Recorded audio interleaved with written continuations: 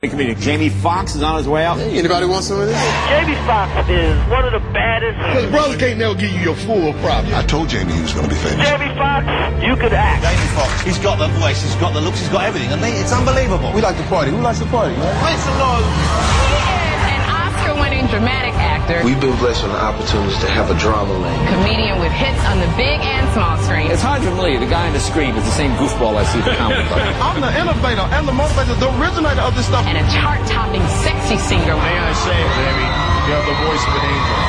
Oscar-winning actor. He's a multi-platinum recording artist. Grammy-nominated singer, a terrific stand-up comic. So you're just taking over show business, apparently, huh? You know, I'm doing my best. And the Oscar goes to... Jamie Foxx. Jamie Foxx. Please welcome Jamie Foxx. Jamie Foxx. Jamie Foxx. The next president of the United States, Jamie Foxx. Yeah, say that one more time. Once again, Jamie Foxx. Comedy legend, Jamie Foxx. Hey, you know what? I'm going to make a do with a do there. Come on. What's up, New York? What up, New York? NYPD. I'm glad this ain't New Jersey because the Knicks ain't shit. Don't stop. Keep clapping. Here we go. Tell them, man. Who the fuck is this? Paging me at 5:46 in the morning. Crack of dawn and now I'm yawning. Wipe the cold out my eyes. See who's this paging me and why? It's my nigga Pop from the barbershop. Told me he was in the gambling spot. Heard the intricate plot. The niggas wanna stick me like fly paper, neighbor. Slow down, hun. Please still drop the paper. Remember them niggas up the hill up in Brownsville that you roll dice with, smoke blunts and got nice with? Yeah, that's my name off a prospect. Nah, that's my nigga. Nah, love with disrespect. I didn't say them. They schooled me to some niggas that you knew from back when you was clocking minor figures. Now you're back up like nitro. Now they want to stick the knife through your windpipe stroke. So they paying for thinking big. I got the Mac, nigga. Tell me what you want to do. Damn, niggas want to stick me for my paper. Damn, niggas want to stick me for my paper. Ready, Johnny? Speedy. Go ahead, Johnny Mack. I think I know this part. Take it, Speedy. Hit him, Speedy. They heard about the Rolexes and the Lexus and the like to place Out of state. They heard about the crowd you got down in Georgetown. Now they heard we got Half a shit you locked down. They even heard about the crib you bought your mom out in Florida. This port, I call the coroner. There's gonna be a lot of slow swing. That's it right there, Johnny. That's it. If my burger alarm starts ringing. Cut it. All the guns. Cut it, nigga. Cut it. All-purpose war. Cut it. Wallace by the door. Cut it. What the fuck? You work for Tiger Woods, nigga? Cut it. Just lift the needle. We gotta give you a golf club or something. What up, New York? It's the Foxxhole. What's cracking? Yeah. Other than the crack of your ass. Let's try it again. What's up, New York? What's cracking? Other than the crack of your ass. Yo, it's great to be out here in New York City. And I ain't got robbed yet. Oh, come on, Damn, Speedy. What a way to start. I look like a tourist, trust me. No, New York, you don't get robbed, you just get took. That is true. You get robbed. This motherfucker trying to sell me a map and a gun. I'm like, wait a minute. Where am I going when I need both of these? I love the food in New York. We ain't even ate yet. I ate. What'd you eat at? I had a pizza. I went around the corner. Get the fuck out. Shouts out to Pepperoni. You got it from Sal's Pizzeria. No, yo, Mookie. We got no brothers on the wall. We got no fucking brothers on the wall here. We're going to do a quick roll call. We're going to start right now by saying shout out to my girl Claudia. She's in my... What's she at? Cayman Islands. Cayman Islands shooting a movie. So make sure you get that movie on DVD because it ain't going theatrical. It's going straight to DVD. It's on reel. It's going to really help your table. You know, the cricket table, you're going to put that little DVD right underneath there. So shout out to Claudia. I heard it was an audio porn that she was shooting out there. No, Claudia. She's the moaning girl in the audio porn. I know nasty. the job she gets, nigga. I know the job she gets. So she's just moaning? Yeah, hey, that's big money right there. Moaning is a talent. I never heard moaning in my house when I was... Wow. Yes, you did. That explains why you're divorced now. That's because you and your wife were in the same room. Hysterical. Just in case y'all don't know, Louis just recently got divorced. 3 years ago. Well, not really recently. 3 years ago. She was divorced for a hot 3 years. He just got divorced. Yeah, she's off doing her thing with some nasty punk. But I am really invigorated. I'm strong. I am almost But I respect handsome. your wife because she divorced you and kept the Laker tickets. And again, that's a championship broad right there. That's a championship broad. Let's meet her. Shout out to my girl Claudia doing the movie. Do a quick roll call over here. We got Mr. 3 Knox. Who we got on TDP, don't run in the trees, Mr. 1, 2, 3 Knox, bitch. Ow! Hilarious. You ever get any flack about But the 3 knocks, bitch. I know girls don't like to be called bitch unless it's like in the heat of the moment. That's what it is, the heat of the moment. Right. So they don't really get. Exactly. I'm not like Louis Dix. It's the heat of the moment. Right, because you don't mind calling women bitches. I don't think you should. Especially during the holidays. That's inappropriate. Well, then it's ho, ho, ho. It's a whole biggest time right Thank there. you, Johnny Mack. Over here, we got my man 10 grand with the Serena Williams headband on. Hysterical. Right now. Yo, what's up? Your boy Speedy in the house. Oh, God. We have been going through this for 2.5 years. The sickness of your voice. Very off-white. Nobody finds that attractive, Speedy. I don't know why. No dudes do. It wasn't for a dude. Oh, okay. Ladies, do you find Speedy's voice to be attractive by round of applause? Oh, we got one. Like 2 dudes over here. I like it. I like his voice. Oh, my man clap. Hey, I'm just here. I'm happy to be here. First of all, they just paid you. Hey, if you don't agree with what people say up here, you don't have to clap. There's no fucking way you find Speedy's voice attractive. Hey, she might have a hearing problem in his throat. hot meat. But you know what, Speedy? Yes. Girls, I've been knowing Speedy like 15 years. Some women do find you attractive. I don't. He has 8 kids. I mean, Wow. No, that just somebody means 8 was people attracted. slipped. He has 8 cases. He don't have any kids. Those are all cases. Hysterical. Over here, we got my girl, 10 grand. Always got to be second and third checked at the fucking airport. OG Poetess. Smoke weed every day. Now, how do you import your marijuana? Well, this time, I was hugging Speedy and he was trying to press up against my cleavage. And as he was pressing up to me, I slid it in his back pocket. Wow. You mean it He fell got it in for me. It fell into his cleavage. Shouts out to Tender Moments. Anything you get off all that goddamn meat. Wow. Did you get your chance to get your medication? Because you know in California, they got the... I do have a license. Is it legalized here? They got miracle marijuana and They medical. actually I said opened. medical. He said miracle. Well, it's a miracle that they passed the law, nigga. They actually opened up their first marijuana cafe in California. I don't know where it's at, but Yes, you do. You don't know where it's at. It's in your backyard. She got lost when she left. It's on Chronic Boulevard. Are you kidding me, man? And I hate to introduce this guy. Great friend of mine to show you about my judgment. you hate Hysterical. to introduce. I know. Yeah, I really do. I really do. I really root against you. That's because y'all mad because I'm becoming sexy now. Wow. Okay, you and Speedy both can. First of all, tell who you are. Oh, my name is Louis Dick. Fish dicks. Fish sticks in your mouth. Nigga, did not one person clap for you. Hey, Not even a dude. No, one person did. No. No, they, one of those. Her shirt was on fire. No, one of the fat girls did because they don't like me because I went back there and said hi to them and they were like, "Ew, get out." Oh, hysterical. I know. Who the Bud Light girls? Yeah, the Bud Light girls. They're like, "Ew, get out." Spray him. So I thought I was you coming can't with go some in their flavor. dressing room like that. You can't go in their dressing room exactly. undressed. Well, then they dressing in the lobby because I saw them in the lobby. But they were nice girls. They were really nice girls. But I guess I just didn't have the Bud Light flow. Right. So do you find like all women like turn against you in opportune No, moments? there are some girls who I know. There's a 15-year-old girl, my daughter, who loves the heck out of me. My man got nervous right here. He's like, what? 15. I gotta get out of here. Who loves the ground I walk on. And then there's an ex-wife who loves me because I send her a check every month. No, she don't really love you. She just loves your handwriting. Exactly. Love your autograph. No, it's a stamp now. It's a stamp. Johnny Mack. I don't think you should announce that a 15-year-old girl actually Just say likes your you. daughter. Right. My 15-year-old daughter loves me. There you go. Yeah, but you said there's a 15-year-old girl that loves you. Right. Well, I don't. So what? People can think what they want. I know. I'm not nasty like that. I'm Yes, like little you girl. are. No. Okay, edit out the daughter part. Did that not sound perverted for him to say there's this 15-year-old girl that worships the ground that I My walk man, on? no. Yes. Yeah, Well, thanks. that's look at him. He's got a vest and he looks perverted. Wow. A little weird light-skinned guy with a beard. He's Come sitting on. by himself. Even his shadow don't left him. I'm He's just sitting by telling you. himself. Chico DeBarge? And he likes it. Johnny Chico Mack. DeBarge. I got a phone call from the White House. What? Yeah, somebody had breached security. What? Got through to the after party. First name Johnny. Second name Mac. When I see him at the party, I said, Johnny motherfucking Mac. I copied this at Kiko's. What the fuck you mean I can't get in? Wow. Let's just start off right there. There's a lot of things movies going on. Shout out to my man Jamie Foxx. You know what I'm saying? He's off doing a movie. Look at It's a whole lot better than Claudia's. Trust me. Hysterical. You know what I'm saying? Shout out to Jamie Foxx. Y'all see The Law-Abiding Citizen? It was a great film. I love that movie. Great movie. I saw it twice. Well, really, I saw it 5 times because I'm dating like 5 different girls. Right. You ever got to go to the movie in front like you ain't seen the shit yet? Yeah. Jump all over again. Yeah, I got God damn. If this judge kill herself one more goddamn time, I'm gonna kill somebody in this. This is where you fuck up. You go, watch this. She says, what? I'm gonna go get this. I'll be right back. I read the script, bitch. I read the script. I read it. I read the script. I never seen this movie before.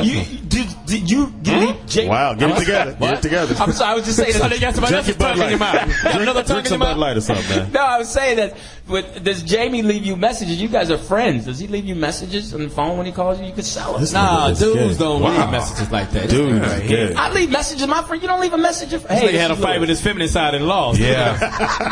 Tough crowd. Dudes don't really leave messages for dudes. We just go, hey, hit me. Yeah. There it is. No, I leave messages. Hey, man, give me What a do you call. say? I said, Louis, give me a call, man. Talk to you soon. No, it's gonna go, hey, this is Lewis. I got the lotion. Call me. Hey, my sweater's in the dryer. Come on through. I've hung out with you guys. You guys have called me and left me messages. So don't even try that. First of Never, all, Louis. you have never hung out with us. Yeah. First of all, Let's get that right. You have never hung out with us. So wait a minute. So I As soon was as there. this show is over, we I shake. said, you stalk us. Right. Right. You don't really hang out with us. Why are you being so hard? I'm just saying, I hang out with. It's the truth. I really don't have Louis Dick's phone number. Oh, that's me. That's not all right, POTUS. I'm hanging with you. Think about it, Louis Dix. And I love Louis Dix. I only call you back if you don't call me. That's true. Then I'll call you back. And I always hit, who is this? Speedy and TDP listen to me when I call them. Yeah. Y'all be having pillow talk?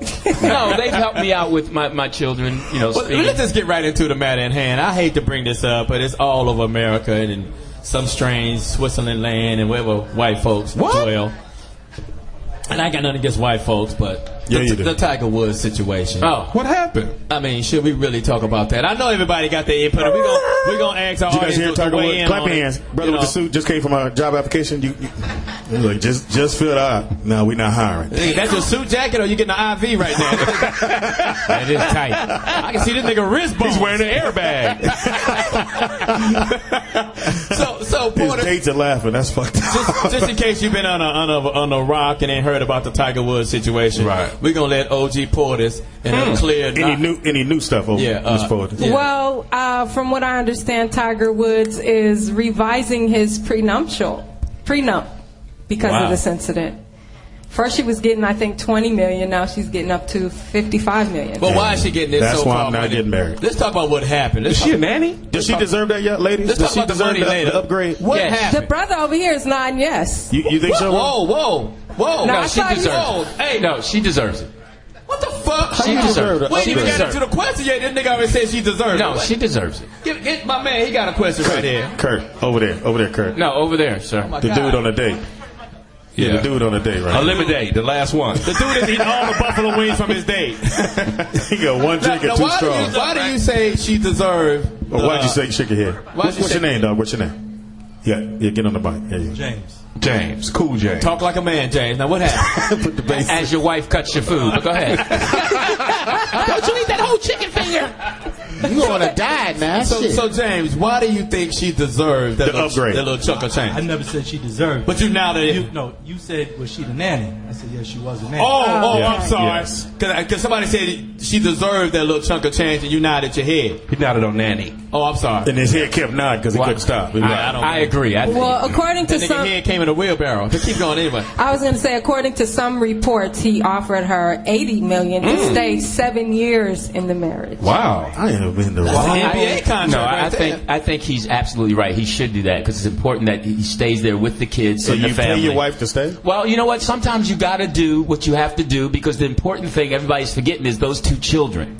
Those two children are so. fuck them kids. No, because everybody. I mean, they're business. Now he messed up, but he should give her the $55 million because he's worth $600 million. Give her $100 million and let her. She's a nanny. She's 21. First of all, it's his mom's kids. First of all, I have kids, and none of them worth $80 million. Right. Well, then you need it. That's You know not what's true. amazing about, $85. you know what's amazing about when you have children with another woman that you didn't know was gonna stay that long is that when it's time for money, they're your babies. But when you need to come visit them, they come visit you. Like I ain't let my kids come over there, but bitch, you just said they was my babies. It's amazing now that whenever there's a scandal going on, these children have a price on them. Huh. Yeah. And that's the thing about it. The average child that you have ain't gonna be shit. Shouts out the car seats. No. Do you think Now, goddamn it, I would take this headphone off. Most children fail than succeed. So if you got 3 kids, 2.5 is not gonna be shit. No. I agree with you, Johnny Mack. No, So what number were you, John? A successful person is someone who's happy, can take care of themselves, have benefits, and live their life. They don't have to be famous or do anything, long as they're sustaining their life and out of your home. My mother had 10 children. And 7 of y'all ain't shit. 9.5 of them children ain't shit. Right. Now, Which one are my you? mother was, I was a half. I was a half. Now, my mother was a school teacher. My father worked construction. They did their thing, had a nice house and everything, a big backyard. Now, none of these kids ain't shit. But what happened? So, But look what at happened? you can look at it this way too. We wasn't Tiger Woods kids. That's what happened. I was going to say, you can look at it this way too. For him to pay $80 million to keep them together, that also keeps his endorsements, because I think that if he was to go through a nasty divorce and to do all that, he would lose a lot of endorsements. Why? So it may be an investment to keep his endorsements, because if he goes through the divorce, he's going to lose money. That's not true, because Yes, it is. he getting his endorsement because the nigga can hit a golf ball. Right. He's not running for president. He's not running for president. He's not getting his endorsement by a fucking divorce court. Yeah, but his image, John, he's selling his image. Yeah, and most of the time, they want you to be married, John. Hold on for a second. They want you to be married. He is not selling his image. He is not selling shit. He wasn't married when he married. My man. He had an image. Ain't your name James? You James? Listen to me. I'm light-skinned. Listen to me. I'm light-skinned. Hysterical. He was not selling shit because he started winning tournaments and getting them goddamn green jackets. They said, Right. ooh, He wasn't we can married make then. some money off this, well, he wasn't black at the time. He was Kappa Pelagian. What was he? What is the word? What was the word? Cappuccino. What? He was a cream colored nigga, and he wasn't winning any. And once he started winning, they said, "Oh, we can make some money." Which is what the white man do. And I'm not mad at the white man. It's called capitalism. No, he wasn't winning shit in college. No, wait. He was an amateur. He was an amateur at Stanford. 4-time amateur He was an winner. amateur at Stanford. He had endorsements. But that's what I'm saying. And he had wasn't an winning. image. He wasn't winning shit. left school because he was early. an amateur golfer. He was winning. You can't win no money as an amateur boy.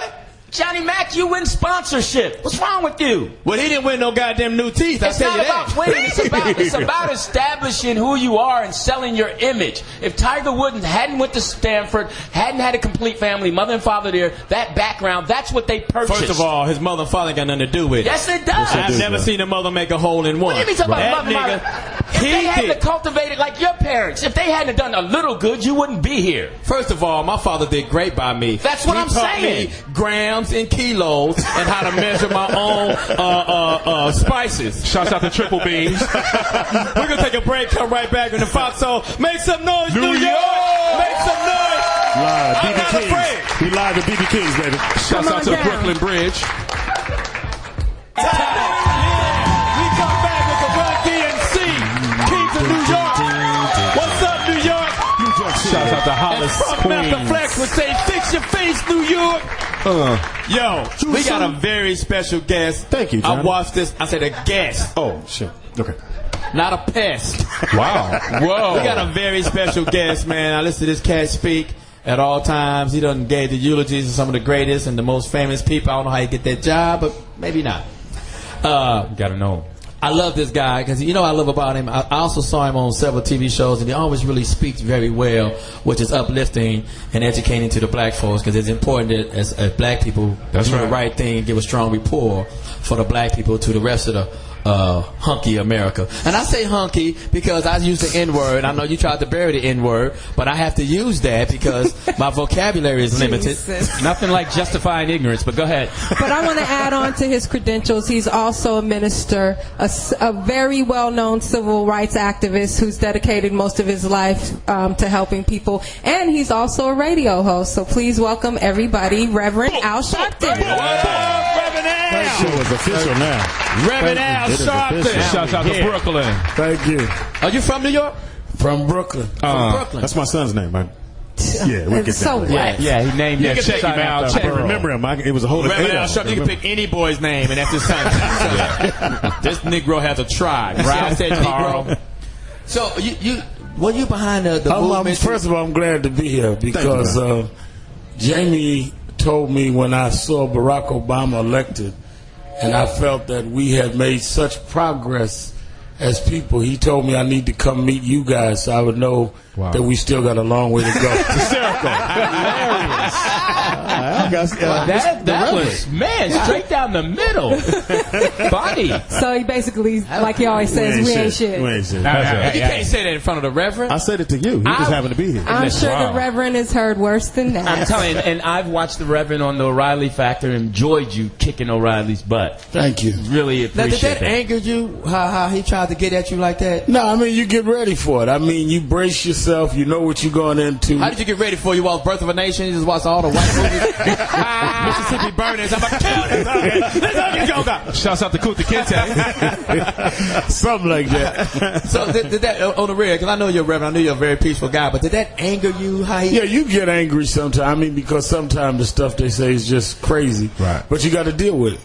So was you angry at him? I mean, just, you know, did you curse? I learned to deal with it. No, I managed not to do that. Okay. Now, so evidently you do a lot of, Reverend, you do a lot of work before you go to O'Reilly to make sure you have ammunition just to deal with all the lies and mistruth that you tell. You got to do your research. More important than anything, you got to believe in what you're saying and believe in what you're doing. And civil rights is like playing football. Half the stadium's cheering, half jeering. Your job is to get the ball across the goal line. If you score, it don't matter what they do. Wow. Shouts out to the Oakland Raiders. Mr. Sharpton, I wanted to ask you, how do you choose which causes that you're going to go after? Like if you hear things in the news, families who need your support, how do you go about choosing which ones you want to get behind? Well, the organization I had, National Action Network, we staffed all over the country. We research it. See if it is going to impact more than just that family. So if you fight a police brutality case, will it affect policing? If you fight a case of unemployment, will it affect that? If you're going to fight against violence, we're in a whole thing against violence. How do you do a case that will have maximum impact? That's how we choose. I have a question. Okay. Have you turned down things? We turn down a lot more than you hear us fighting. I mean, we have offices in New York, Atlanta, L.A., Chicago. We get all kind of complaints, and most of them they end up being frivolous. Wow. So you pick your cases or what you're going to fight for if it impacts more than that individual person or the family. Right. And if they come with something ridiculous, then we just pass on it. I mean, we had a guy named Mack that came in with the light-skinned coalition, Johnny Mack. Wow. Whoa. Light-skinned coalition? Shouts out to Cookies and Cream. We turned that down. Hysterical. Now, what is your, I mean, no disrespect, because, we've been watching you for years and whatever. What was the case, or what was the movement that you was behind that put you on the map? In other words, where did you come from? Howard Beach. There was a case here many years ago. A kid got killed in Howard Beach, New York.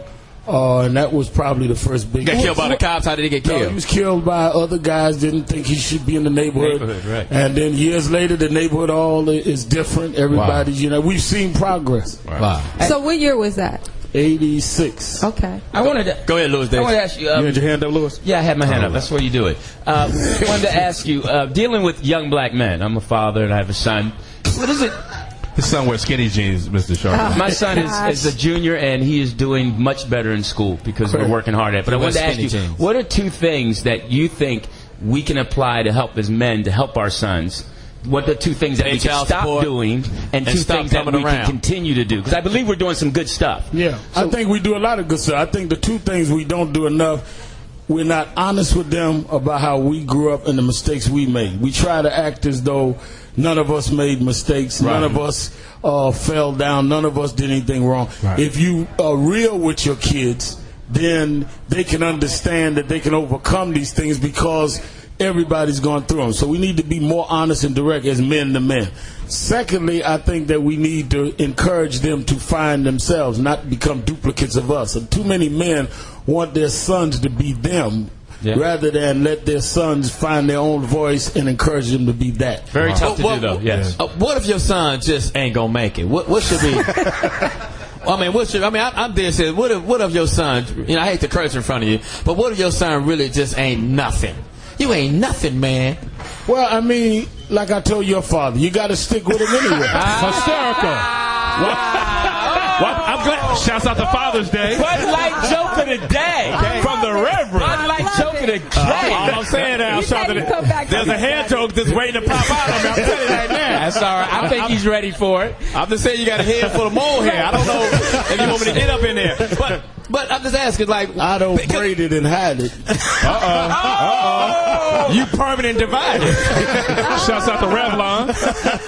I'm just... Because you said being honest to your children. Right? Be honest. And I personally believe, and I have, good kids, whatever, but I personally believe that kids can't be whatever they want to be. I think... Even in the Bible, Christ tells you according to your talent. What page is that on? You gonna quote the Bible to a reverend?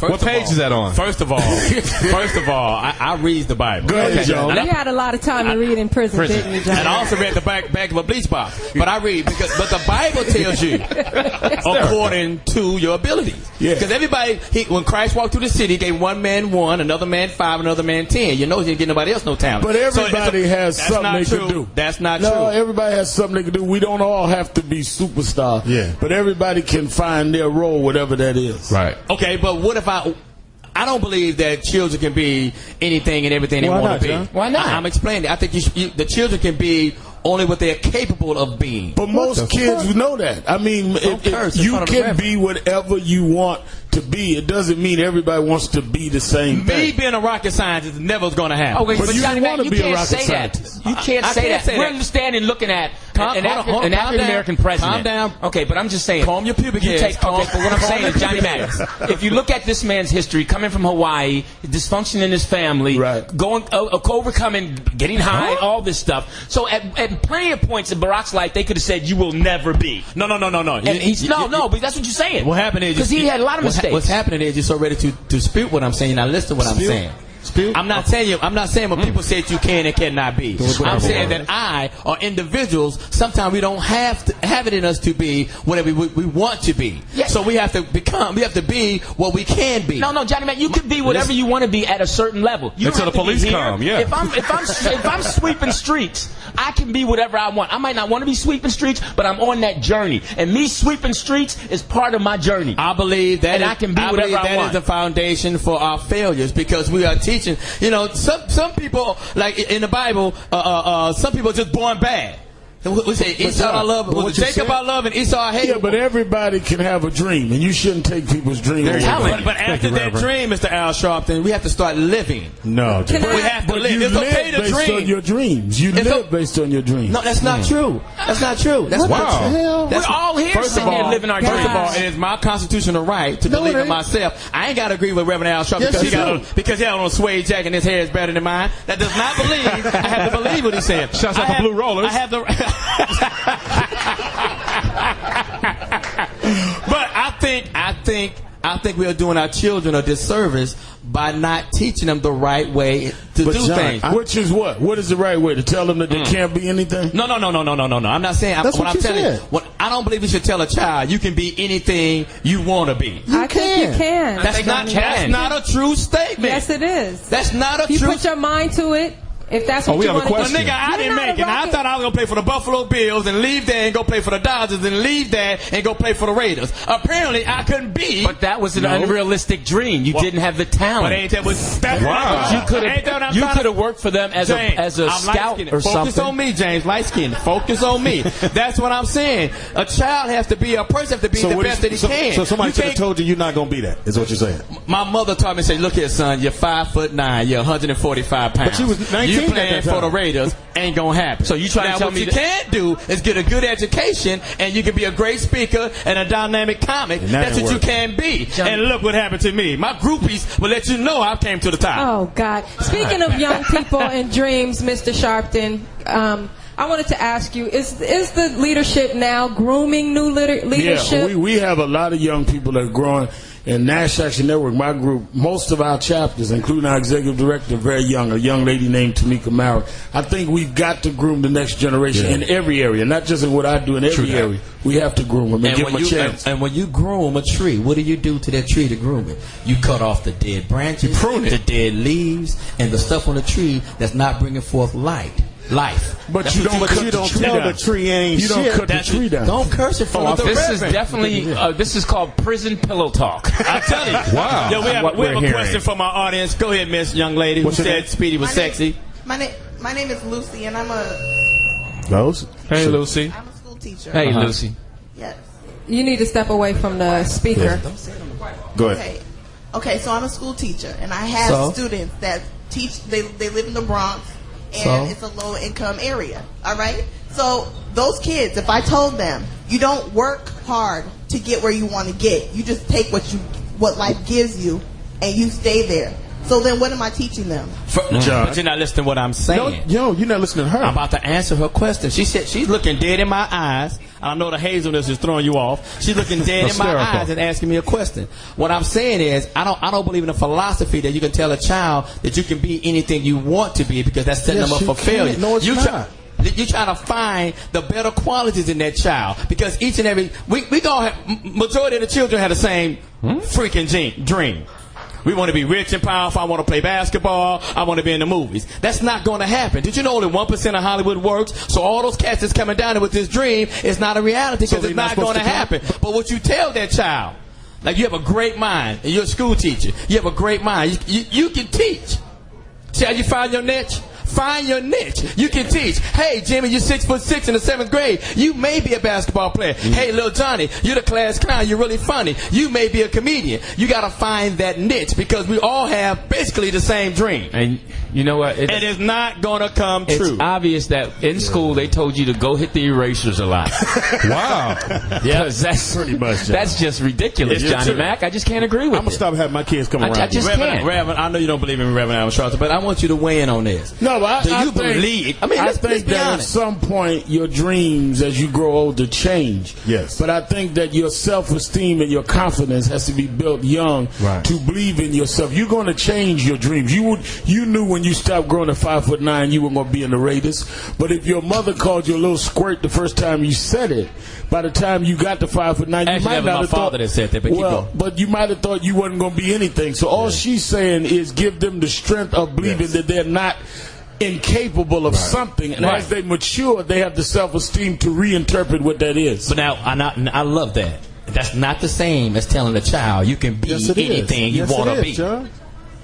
If you put your mind, whether you put your mind to it, you have to go according to your abilities. Yeah, but see, according. Speedy have children, and you deal with them children individually. Yes. It's by telling me I can be whatever. It's such a generic statement. Whatever they want to be. The operative word, John, is anything. First of all, my name is Johnny Mack. Okay, see, that's the point. It's important for you to hear Johnny Mack. It is. That's why it might be important for a kid to hear his full name, whatever he wants to be. So it starts with just you communicating to that kid. Like your name, when I talk to my son, your name is Lewis Dix. I love you. Those are what he's going to hear over and over again. Well, of course. Now, the young lady was a school teacher. Oh, you got another one here. But, I'm going to ask this young lady. Okay, I'm sorry. I get back to you. Stay right there, man. I'm going to get back to you. Let me go to this young man. New York Yankee hat. Yeah. What's your name, young man? My name's Dave. Hey, Dave. It's great to see you here in Sharpton. Just want to say we recently had the 3rd anniversary of the Sean Bell murder here in New York. I just want to ask, do you think that the NYPD has improved at all since then in these 3 years? Sean Bell, for people around the country, was a young man that was killed by police 3 years ago, shot 50 times at 3 unarmed people. What? I think that there has been some reach out, some improvement. I don't think enough. But I think what was great about the Sean Bell movement is that's the first time I seen a lot of people of all communities come together and stand up together. And that was good. So I think the city's improved a lot. Now, you weighed in on that. You was behind that. Was those officers charged with murder? They were charged, but they were acquitted by a judge. You know the thing that people don't understand about that case? Wow. And 50,000 people marched down Fifth Avenue. 2 of those cops were black. This is not about race. Right. It was about police. 2 of those cops were black, and we still felt it was wrong. It's not black against white. It's right against wrong. Right. So my question is, were those officers charged with murder? They were charged with manslaughter, but they were acquitted, and I feel that was wrong. And let's talk about that. We're dealing with police shootings and stuff like that. I think that I don't know the right word, that you have police officers investigating other police officers. Isn't that against the law? Yeah, well, that's why that's not against the law. That's why a lot of us want special prosecutors to take it outside. Right. So people outside of the law enforcement community could judge it fairly. Right. So have you petitioned for that and have a governing body outside the police force? In fact, there was a task force hearing last night. We're trying to push that not only in the state of New York, but federally. First of all, never say task force in front of me like that. I have flashbacks. Hey, listen, Reverend Al It's not really, I'm so excited that you're here, and I want because you do so much good work. You ever do anything fun, like go to the amusement parks or do your own hair? Man, no, I'm serious. I mean, what makes Reverend Al Sharpton laugh? Because you're always helping us and pushing forward. What do you do to get away? I mean, I every once in a while I'll do something. Very rarely though. I like what I do. My pleasure is in my work. This is what I feel I was born to do. Did you play sports or anything? No, I grew up a boy preacher, so I never really engaged in a lot of that. But when I really get bored and really want to find some fun, I find a light-skinned black guy with hazel eyes. And hysterical.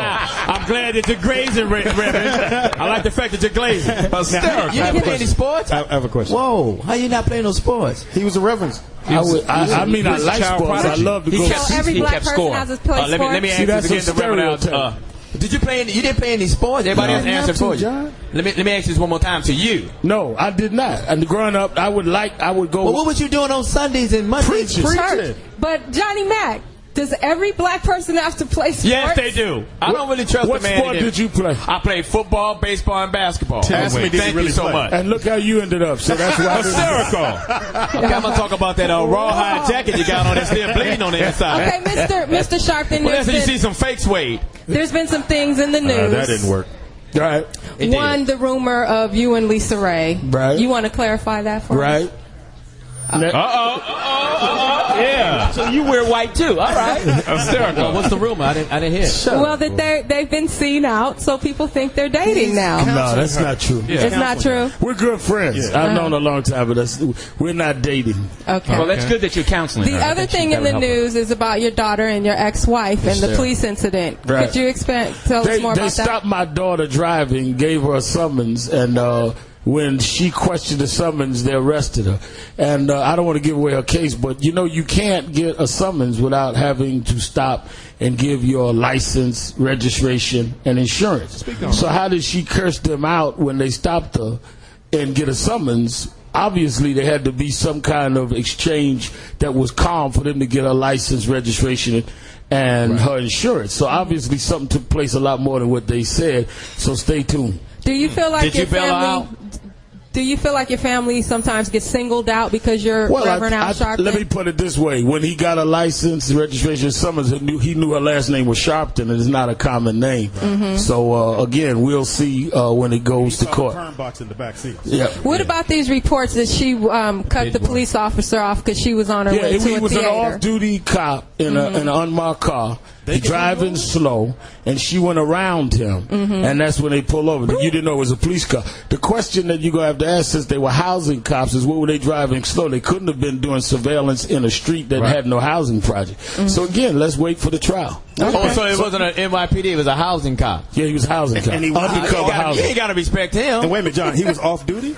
No, they were on duty, but housing cops. But they were in the street. Housing authority. Yeah, in New York, they can pull you over. I didn't know that. Wow. The other thing is you've done the eulogies. He had his hand up. Oh, I'm sorry. Go ahead, Luke. You've done the eulogies of some of the biggest superstars in the world, including Michael Jackson, James Brown, and Isaac Hayes. How was that for you, and what was your relationship with all these superstars? Well, it was very emotional because I knew them all. James Brown, I met when I was very young, when I was in my teens. And he and I had a father-son relationship. He had a son my age that got killed, so he kind of adopted me. I came out of a broken home.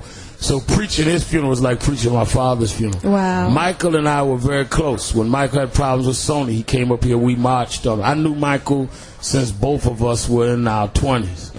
And I knew his family, so Michael and I were close. And Isaac Hayes I knew from James since I was in my 20s. So all of it was personal. I won't preach a funeral of somebody I didn't know. I don't believe in people showboating at people's funerals. If you have nothing to say about somebody, you shouldn't be standing up funeralizing. So you won't be a Johnny Mack? First of all, how do you feel about the circumstances around Michael Jackson's death? I'm still wondering when they're going to deal with who did what when this investigation is going to be over. I mean, it seems to me like forever, and no one has paid for this yet. Do you think there's a controversy behind it? Yeah, there's definitely a controversy. The question is, why is there taking so long of an investigation? If they claim there was some illegal pills there, then who did it, and when are they going to be held accountable? I'm going to ask you, those three men that you spoke of, Michael, Isaac, and James Brown, what was the one core thing that they had that made them who they were? They were determined. All three of them had a determination that was absolutely invincible, because even when the trend went different, they kept going. Right. And they believed in what they were doing. I mean, James Brown, even when music changed, kept believing what he was doing, and finally hip-hop brought him back. For about 15 years, he was out of style. Then the hip-hoppers started sampling him. Yep. So he stayed, he never changed his music. He stayed on his beat. Same thing with Isaac and Michael. Michael was on his way to a comeback tour. I think you've got to believe in yourself before the world can believe in you. Right. Which one of those celebrities did you like the most? Which was your favorite? I mean, James Brown was like my father. I think it's like you said about him with his kids. You love everybody differently. Right. I loved them all, but I loved them differently. Who had the most groupies? James Brown, Michael Jackson, or Isaac Hayes? Those that know don't tell. Those that tell don't know. I saw that movie. That's Do the Right Thing. I saw that from Do the Right Thing. Jamie Foxx and I always debate over hip hop music. He feels that the hip hop music today is having a negative influence on our youth. You're involved hip hop and hip hop artists. How do you feel the hip hop music is? Some of it does. I think some of it degrades themselves. Some of it does not. I think hip hop in its infancy and in its purity was great, and it gave us a way to express ourselves out of the streets. I'm from Brooklyn. I think some folks just exploited it and just do it like anything else. It's like electricity. You can light up a room or burn it down. It's according to how you use it. Okay. I wanted to ask, how long have you been married? I was married for 22 years. Read the notes, longer than you. Well, he's going to bring on. I was just, look, it's nothing wrong with that. This is for my daughters. Hey, your question is over. My hand is up. See that? Thank you very much. Now, Spike Lee. Don't let him do that to you, Gibbs. You all right? It's all right. Yeah, he's going to be fired. Don't worry about that. Spike Lee made some comments about Tyler Perry on the Travis Smiley show, and then Tyler Perry came on 60 Minutes and almost started crying. How do you feel about that situation? I think people should go see all of Spike Lee and Tyler Perry's movie. Let them have their own argument. Not Miracle of St. Allen. I saw that.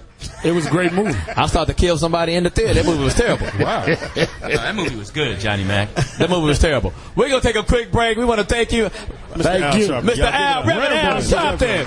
Reverend Al. Thank you. He's going to be sharing some hair tips with everyone.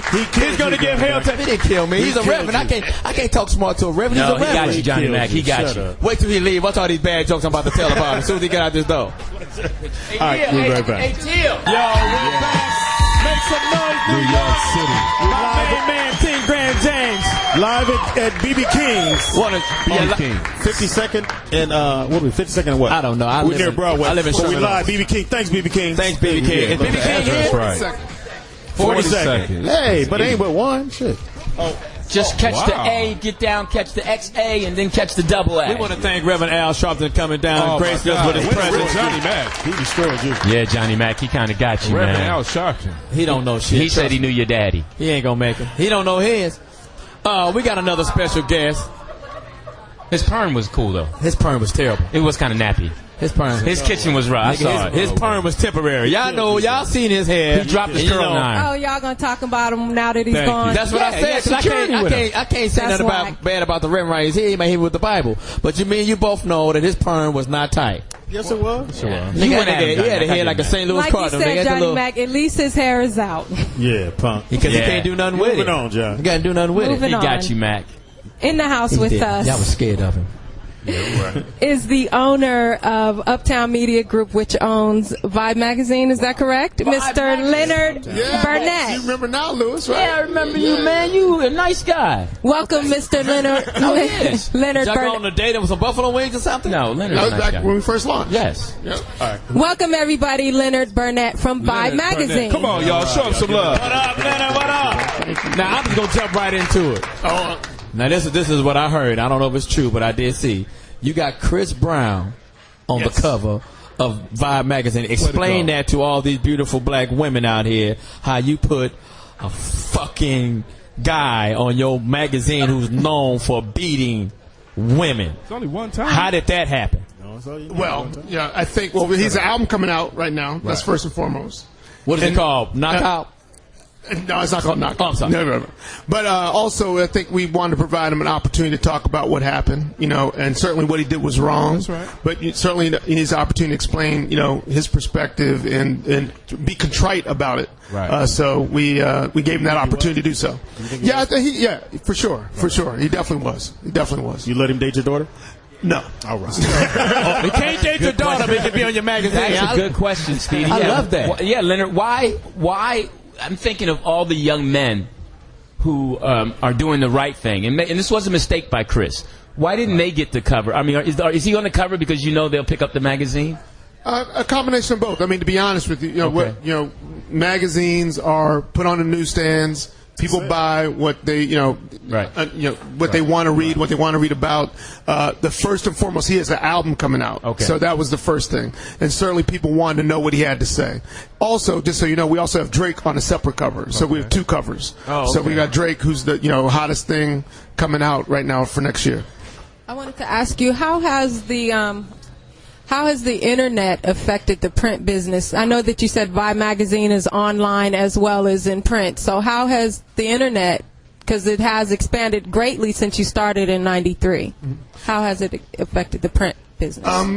For a lot of folks in the magazine business, it's been a negative effect across the board. However, what we're doing is we're not just a magazine. It's about reaching the magazine, the website, about expanding the brand to reach folks in all the platforms that they read and watch. Right. So we have a magazine, we have a website, we have a mobile application. So you'll see Vibe wherever you play.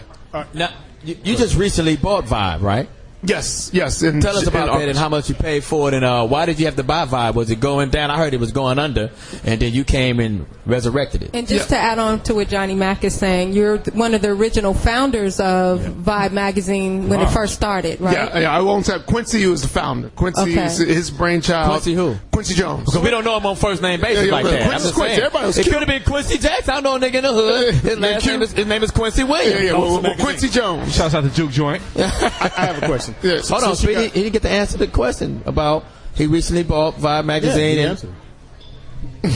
Well, I mean, unfortunately, Vibe went out of business, folded in June. What do you mean folded? They ran out of money. Wow. Yeah. So Vibe was a magazine that I participated in when it first launched. It's near and dear to my heart, as well as many others, and hundreds of thousands of people. So we felt really there was a great opportunity to buy it, resurrect it, and do things a little differently. So when you see the first issue, you'll see how it looks, much better, greater articles, great looking product. You'll enjoy it.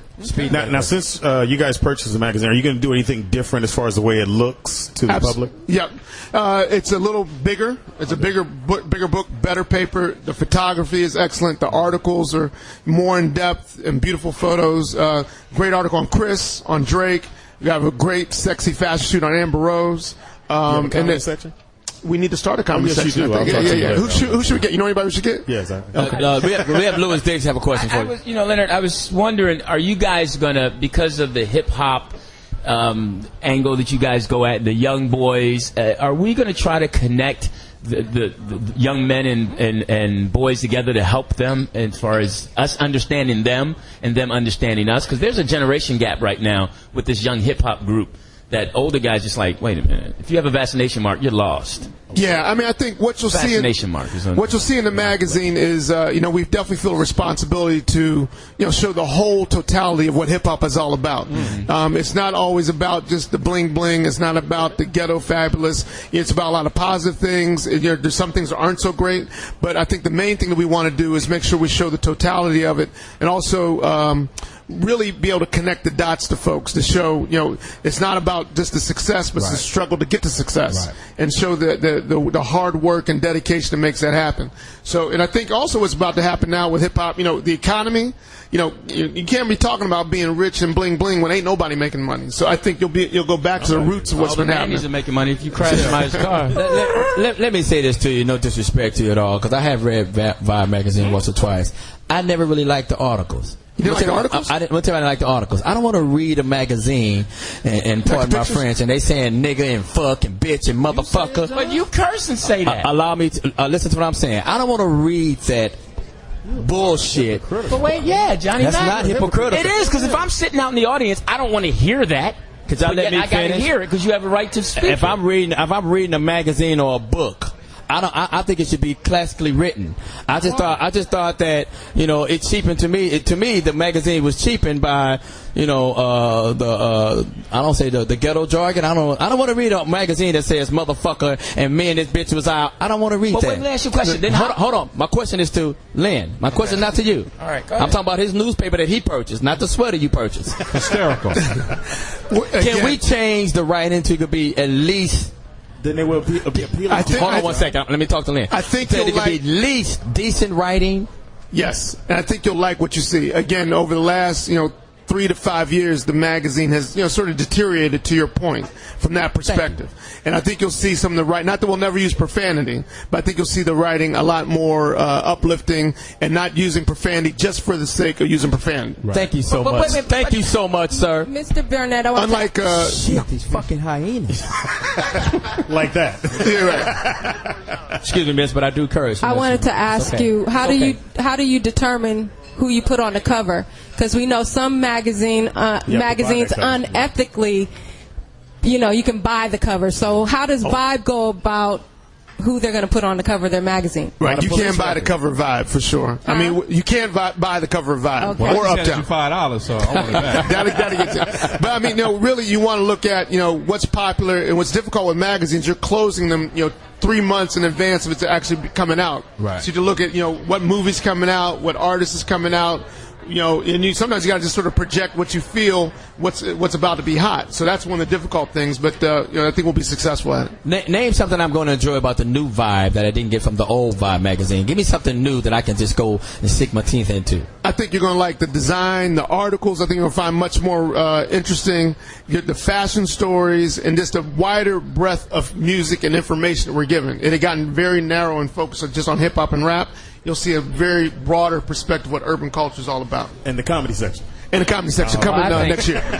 I think that we need a magazine right now for men. We don't have Reader's Digest. No, we don't have a magazine where men can go. No, where men can go and just read articles about themselves, their families, how to raise, just different historical articles. I don't want to read that shit. Well, Johnny Mack, I'm still stuck on you saying how you don't like reading cursing, but you'll curse. That just didn't make sense to me. You read about marriage and you're divorced. How did that work out? Wow. But I don't say I don't like reading about marriage. I think that article in Essence with Steve Harvey on the cover. We're talking to Lynn. We're talking to Lynn right now. It's not about you. It's not about you. And the 3 layers of T-shirts. Lynn, give us a good thing about. Well, no, I think you have a good, Louis. You got a good point, but there's some realities. There's realities of the business that set in. Remember a magazine called Code? Yeah. Right. Code. What? Code. Oh, I just said Code. CODE. I'm about to say, what kind of bullshit is this? Who wrote this? It was a great magazine, but magazines have to be funded by advertising. Right. And unfortunately, a lot of folks that are run the advertising business don't see, particularly of black men, black men that are college educated, that aren't just rappers or entertainers, and nothing's wrong with that they don't exist beyond maybe the 1 or 2 people they know. Right. So there's not advertising. They won't advertise in books like that. It's a good magazine called The Weekly. We're going to take a break and come right back, man. We want to give shouts out to New York. We right here in New York at BB King. At the world famous BB King, Times Square, baby. Come on down if you're in the area. Come down. Stand up. World famous, baby. We'll be right back after this. New York. We're back, New York. What's cracking? Other than the crack of your ass. We're live in New York. Tell them what we at, Speedy. Tell them what we at, Speedy. Live at the world famous BB King right here in Times Square.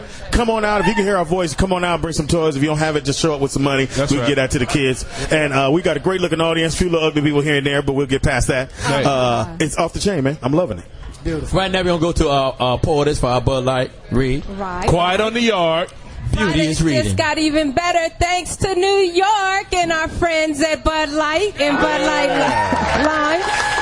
Listeners 21 years of age and older now have the opportunity to visit the foxhole.young-america.com to answer the Bud Light question of the week. Submit an online entry and answer the question. You'll then have the chance to win beer for a year where legal. You heard that right, Bud Light and Bud Light Lime for an entire year. Winners will be selected each Friday through December 18th. That's coming up real soon, and near Johnny Mack's birthday. Right after my birthday. All right. Light and refreshing Bud Light and Bud Light Lime enhance good times with friends. And if you're a lucky winner, you and your friends will have a reason to celebrate. So get up on your Bud Light and your Bud Light Lime facts and visit the foxhole.young-america.com to have a chance to win beer for a year. Yeah. No purchase necessary. Open to U.S. residents except California residents 21 or older. See official rules for details. Game ends December 17th. That girl can read, boy. That girl can read. Hey, thank you so much, Poetess. You did a great job reading that. I appreciate that. Have you tasted the American ale? It's terrible. It's off the chain. It goes good with fish. It's off the chain, baby. I actually drink the Bud Light Lime, which was my favorite, the Bud Light Lime, and I'm now started drinking the wheat. Yeah. Oh, yeah. Because, you know, I'm working out in the gym. And that goes good with fish, too. And it goes great with fish. Fried fish. That's right. Not just any kind of fish. Exactly. So if she smells like fish, it's okay? That's nasty. Okay, my bad. That's not fried fish. That's flavor, Lucy. That's you can't talk about a girl's stuff like that. All right, we're going to move on. In the house. Her stuff. Her stuff. Whatever it's called. Her stuff. Her personal. Below the waist. Wow. What? You can't say it smells like fish. That's nasty. How is that nasty? That's because it's not true. She could have been out at the club dancing all night, and I came home. She came home with me for a one-night stand. We didn't get a chance to shower. That has nothing to do with those chemicals. That's just pH. H stuff. All right, we're going to do it like this. In the house, super funny brother. 40-year-old virgin. Originally born in Oakland. What? Came down to Los Angeles to comedy and moved. Okay. And then he moved here to New York to finish his, keep the comedy thing going. Mr. Nema Williams in the house. Where do you live in New York? Where do you live? I live in Bed-Stuy, Brooklyn, live from Bedford-Stuyvesant. Yes. Wow. How is it coming from the West Coast to the East Coast? You know what? Such a culture shock. I found my apartment on the internet, and when I showed up, it was not what the pictures look like. I am in the hood. I got Tompkins Projects here, Marcy Projects over here. But Brooklyn has changed. I mean, right when I got off the train at Kingston Troop Station, this white guy just skateboards past me like, Brooklyn's safe now, dude. Wow. Because it's changing. It's the new Manhattan. It's beautiful. Now, why'd you make the transition? Why'd you come to LA? What happened was I was doing a show in London, and I stopped back in New York before I was going back to LA, and I stayed here for a week, and I fell in love with the comedy scene here. Right. And I just decided to stay. I just left my apartment in LA. So let me ask you this. You know, my hand is up with this. Being a white boy from Oakland, how did that go down? How did what go down? Being from Oakland? Being a white boy in Oakland, because you're from, Yeah, well, I grew up in a bad neighborhood. Shouts out to Eastmont Mall. I grew up in East Oakland, East 14th. I went to school on 69th Avenue. Right. You know what that is? Yeah, I do. Yeah, basically Funktown by 5th Avenue. But, Now, I want to ask you. Nothing like Bed-Stuy. But Nema, I'm going to ask you a question because you're here now. No, it's true. I remember speaking to you once, and I don't know if you'd be ashamed to tell people, but you have a history from being Oakland and dealing with crime, and you had a history before you got into comedy. Am I right? Yeah, I started. Would you share that with us? Yeah, I started doing comedy in jail. Yeah, he was in prison. Yeah, and when he spoke and told me about it, I was like, "Oh man, you crazy!" I started doing comedy in prison, and straight up make people laugh. But was you the dude in charge of the cornrows in prison? I mean, was you? He's making fifis. Was you doing the hair in prison? I'm saying because you're a white guy. That's what happens. Johnny Mack was braiding people's hair. Come on.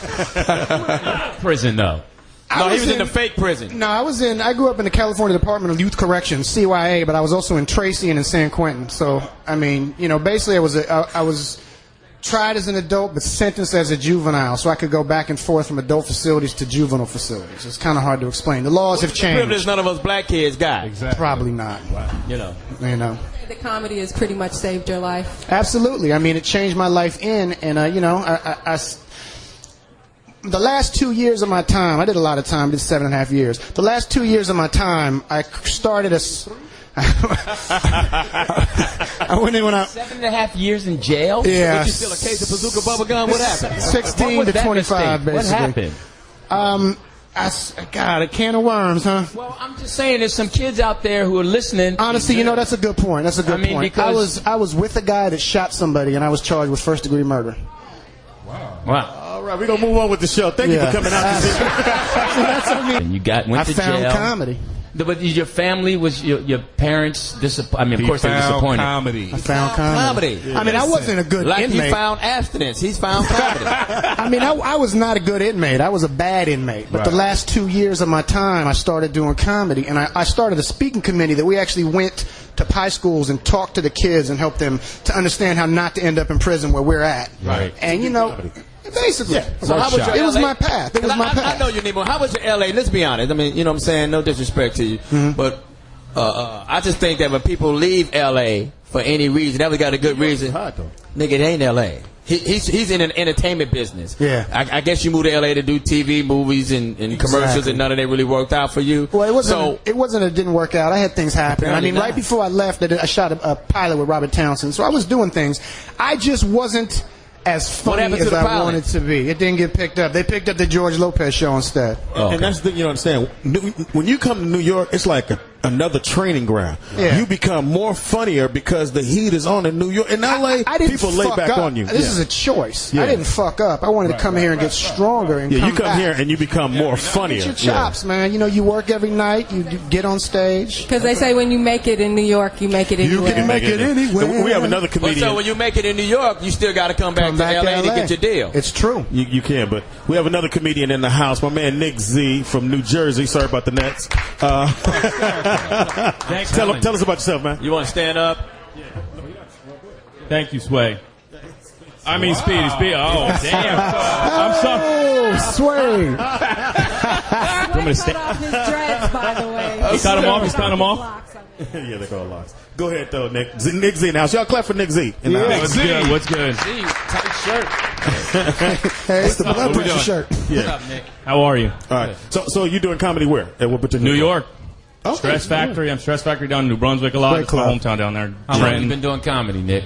6-7 years now. Wow. Did you go to jail? I've been in the business like, I don't know, 10. Did you go to jail to pursue your career? Did you go to jail? What? Did you go to jail too? I picked up my bulletproof vest from the dry cleaners. That's about it. Sir, what kind of education do you have? Associate's degree. All right. So you went to junior college?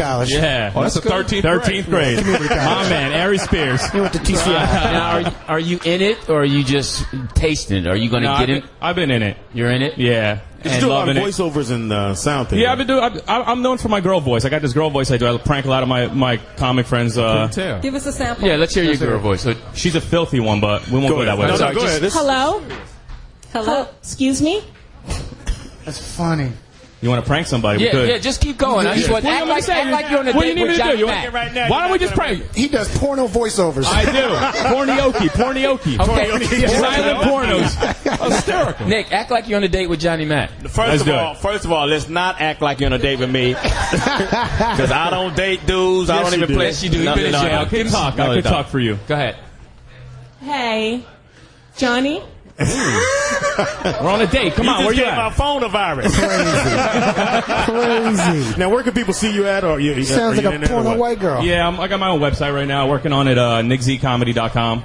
Cool, man. So, are you funnier than Nema Williams? Because right now you sound like, you know what I'm saying? You just heard his comedy and it really wasn't impressive. I follow him.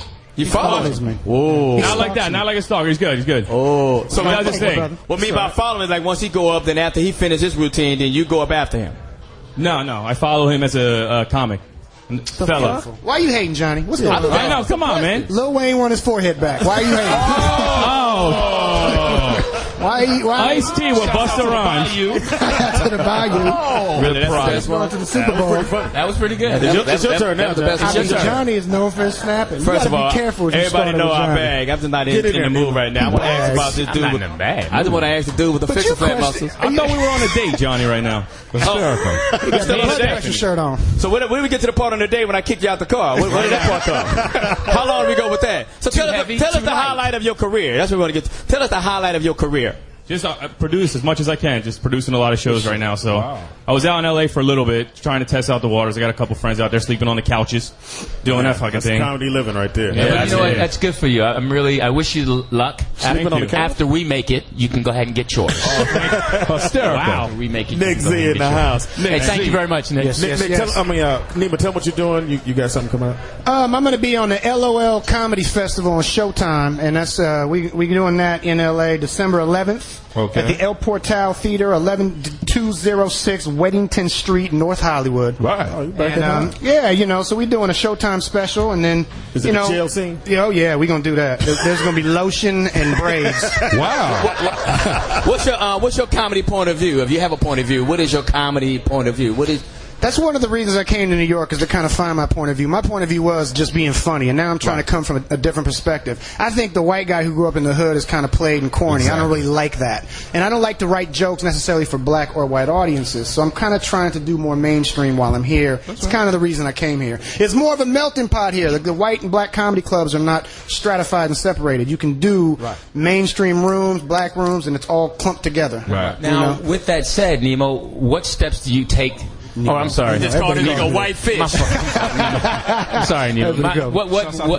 Those are little three white friends right behind you? Yeah, that's my crew right there. Those are my cousins. That's your crew right there? Why do Tim, white guys always go west side? Those are the backdoor boys. I mean, white guys grew up saying hi. Now they're like, west side? Until a nigga go sitting in between them. They be like, hi. I'm gonna be drunk later. These are my chaperones. Wow. Because white guys will not let each other drive home drunk. Give me the fucking keys, dude. Stop playing. Stop playing. But black folks will. Like, give me your keys. I drove it. It's all right, nigga. You cool. You right. Don't scratch the rims. You right. So you know, like you said, you have a different point of view. Do you put in your incarceration time into your comedy act, or? No, I have not done that yet because it's not funny.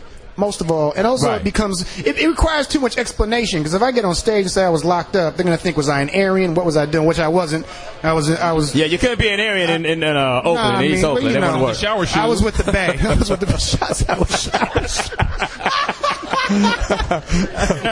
So, have you grown as a comic been out here? Yes, I have. Immensely, yeah. That must be nice. I see the difference, man. What can we see? If I'm in New York, which I'm in New York right now, what can I go see you at in the future? You know, I got a show Saturday and Sunday, but I'm not sure what the name is or where it's at. It's with Britt Michaels, but I'll definitely let you know. And when I'm back in L.A., you guys can see me. I got a show every night. So Tuesday, I'm at the Comedy Store. Tuesday the 8th. Wednesday, I'm doing Foxxhole Radio with Speedy. Thursday. Not after the Lil Wayne joke you won't be. Johnny Mack producer. LOL Comedy Festival is Thursday. The J Spot is on Friday. Saturday's the Comedy Union, and Sunday's the Laugh Factory, Chaka Sunday. We're going to take a quick break right now, but this is my man. He's a very, very funny guy, man. I love New York. He's from the town. Give it up, New York. Come on, New York. He's in Bed-Stuy, Brooklyn. And my man Z doing his thing. What can I, hold on. Oh, we going to break already? Yeah. No. I want to see. Did we go? NYC, on the chain. Live at the world famous Speedy Kings right here near Times Square. Come on out. If you hear the voice, y'all just come on out. Shit's off the chain. Manhattan.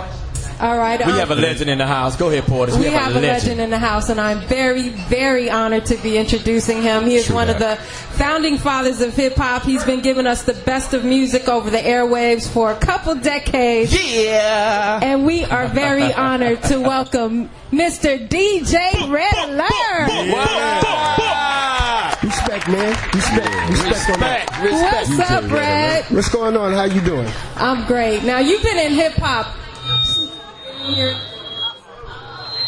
Uh-oh. Sorry about that. Too many black people in here. That's what that is. It's a Negro alert. Must be some white women in here.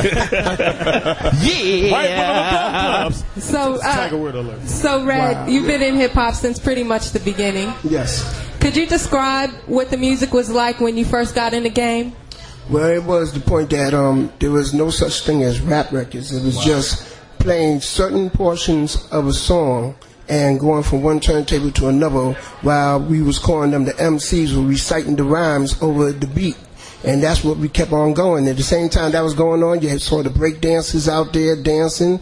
You saw the graffiti artists out there drawing. And, it was a way of life, the part of the culture. Mm-hmm. That's what it was up in the So Bronx. when you said it wasn't called rap music back then, when did it start becoming rap music? That's when the media go ahead and, put that blueprint down saying, you rappers. What you doing? That hip-hop, bebop, you rapping, you rap.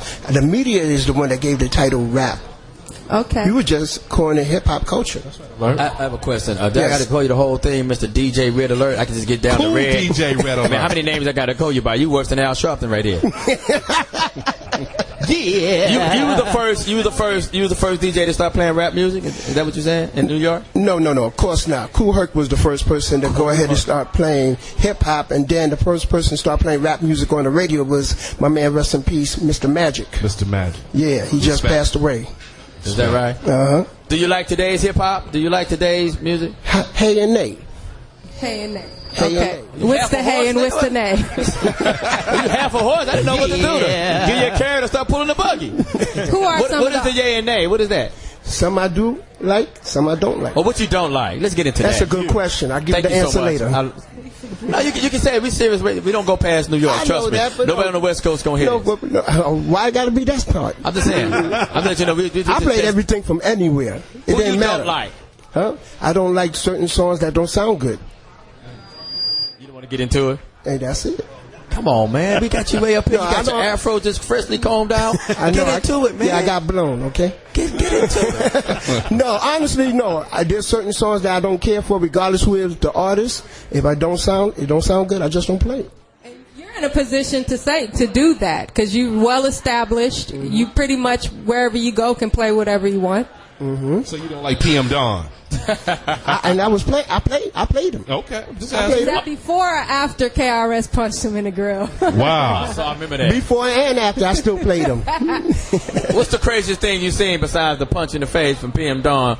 What else did you seen that was crazy? I like to get into the bad shit. I know Nobody want to hear about your good stories. We all know about who you don't work with. Who really gives a fuck? I want to know who you didn't like. Who you don't like right now. I'm going to tell you a story that nobody never knew about this. Dang, exclusive. I was on the Dope Jam tour in '88, and on the Dope, and that tour that was out there in San Antonio, Texas. Uh-huh. And remember when there used to be the battle between Kool Mo D and LL? During the time when Kool Mo D was on stage, LL came walking right in the middle of his show. What? Right? His glasses off. No, he didn't go that far, but he walked right in the middle of his show, and the crowd went crazy. Right. But that's how far now. If that was doing today, it would have been on the internet in the next hour. Right. But it was at that time. Yeah, obviously unnecessary stuff. At that time, I thought that Kool Mo D was better than LL. I did. I did. Because on high power, no got to know they had the Star Trek shades on. I thought at the time. They got these goddamn snow and goggles. But then as time told, LL was better than Kool Mo D. Well, then there was Busy B who battled Kool Mo. Well, Kool Mo. And that was from an MC competition. That was an MC competition in Harlem where it's just that them two individuals just stuck out the whole entire competition. Did you ever see a fist fight on stage between any rappers? Nope. Would you say battling definitely can end a rapper's career? Say that again? Battling could definitely end a rapper's career. Oh, yeah, we saw a couple of that happen already. Like who's better, Curtis Blow or Melly Mel? Melly Mel is the man. That's what I'm talking about. Melly Mel is the man. What do you feel is missing in hip-hop? Groupies? The integrity. The integrity, the hunger, the desire. I think it's more about it's a power and money thing than just the desire that you love doing. The art. Isn't that what it was always about, money? Not all the time. I thought records were supposed to sell. Yeah, when it got into the music industry, but when it was a culture, it was all about having fun doing what you do. It was a party. And it was a way to keep young kids out of gangs as well, Yeah, right? because during the gang era that was here in New York, in order for you to escape from what was going on, either you was going to join a basketball team, be in a Boy Scout, Girl Scouts, or go ahead and start being involved with what is it that Kool Herc formed. That was hip-hop culture. Where do you see hip-hop going? Do you think it's going to come back around to the consciousness? I think the culture is going to be still staying in a small little circle because here it is, corporate America have went and took it and put it in their own way of packaging it and portray it to where the masses look at it what it is today. Did corporate America take it or did we give it to them?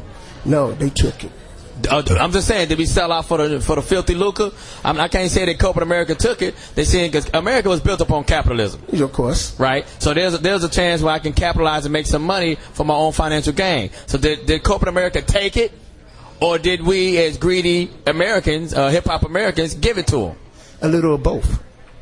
I think we gave it to them. Because ain't nobody told us to write the rhymes that we writing right now. Which is true. So we wanted to make a little chunk of change. Right. So we sold out You know what I'm saying? Ourselves, because everybody that's rapping right now can't be no thug, no gang shit. Everybody that keeps make selling crack. music is going to go ahead and see how they can sell. That's product. No, but as far as when you start something as a culture, and you know every other different genre of music had a culture, rock and roll, jazz, rhythm, blues, whatever. They all had a culture, but what always got pulled out from that culture? The music part. Say that once again, I couldn't hear it. I'm sorry. I say every genre of music had a culture, but out of each one, it only pulled out one thing, the music, and left everything else back. And so who do you blame for that? It sounds like to me that you're blaming corporate America. Well, how come corporate America couldn't bring everything else along with the music? Why would they bring everything else if it's negative? I wouldn't even say negative. If it's not making me money, why would I bring that? Well, put it this way. They bring it in today because you see the dance craze is going real big. You see that here, the artwork that led from the graffiti become big, everything. But they started with the music. That's right. Yeah, you have a question from a man in the back right here? Yes. Your name? Yeah, y'all were talking about battles earlier. I want to know who do you think won the Jay-Z Nas battle? Because everyone seems to think Nas won, but I think Jay-Z won. Jay-Z Nas battle. I'll do it like this. I never was into Nas until he went at Jay-Z, and then I went and bought his albums, and I bought everyone after that. Well, DJ Riddle, who do you think won it? Don't be. Come on now. Honestly, I never thought about it. Okay, but think about it right now. I know you want me to. You really like to lean on me, huh?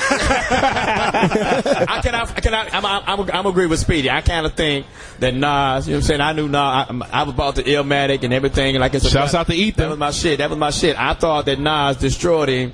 You know what I'm saying? On the goddamn wax. But they cool now, though, right? Oh yeah, they good. Yeah.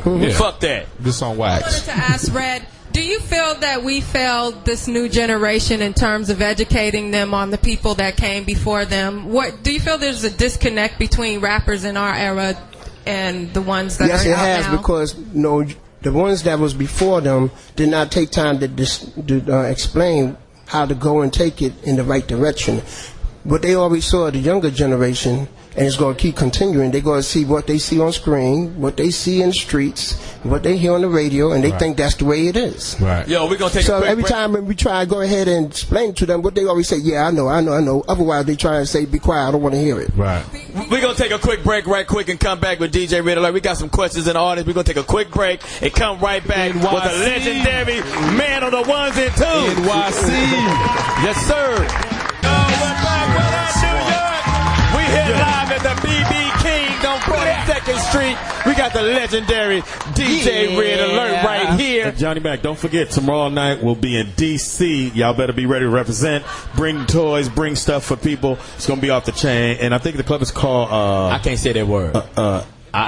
Ibiza. So we're going to be at Ibiza tomorrow. It's going to be off the chain. Ibiza. We got to work on that. Big shout out to Adimu, that's his spot. But also want to shout out Women in Need. They are in the house. They are the recipients of the donations. Give it up for the ladies in need. We are going to collect. Now, Women in need. Now, Women in Need is they provide housing and they help the homeless.